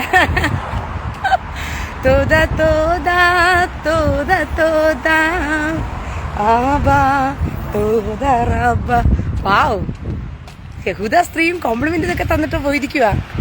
കണ്ടോ, അങ്ങനെയൊന്നും യഹൂദന്മാർ വഴി വെച്ച് കണ്ടാലൊന്നും അവരങ്ങനെയൊന്നും പറയാറില്ല. പക്ഷെ അവരെന്നെ പരിചയമില്ലെങ്കിൽ പോലും നിങ്ങൾ പറയുന്നത് സമയത്ത് തന്നെ അവരും പറഞ്ഞു തോതാ റബ്ബ. എൻ്റെ വീട്ടിലുള്ളവർ ഞാൻ ഇറങ്ങിയപ്പോഴേ പറഞ്ഞു കേട്ടോ, കോംപ്ലിമെന്റ് ഒക്കെ തന്നു. ഭയങ്കര ഇന്നത്തെ ദിവസം ഭയങ്കര ലുക്ക്, കല്യാണത്തിനൊക്കെ പോകുന്ന കണക്ക് ഒരുങ്ങി സുന്ദരിയായിട്ടിരിക്കുന്നു എന്നൊക്കെ പറഞ്ഞ് കോംപ്ലിമെന്റ് ഒക്കെ തന്നു.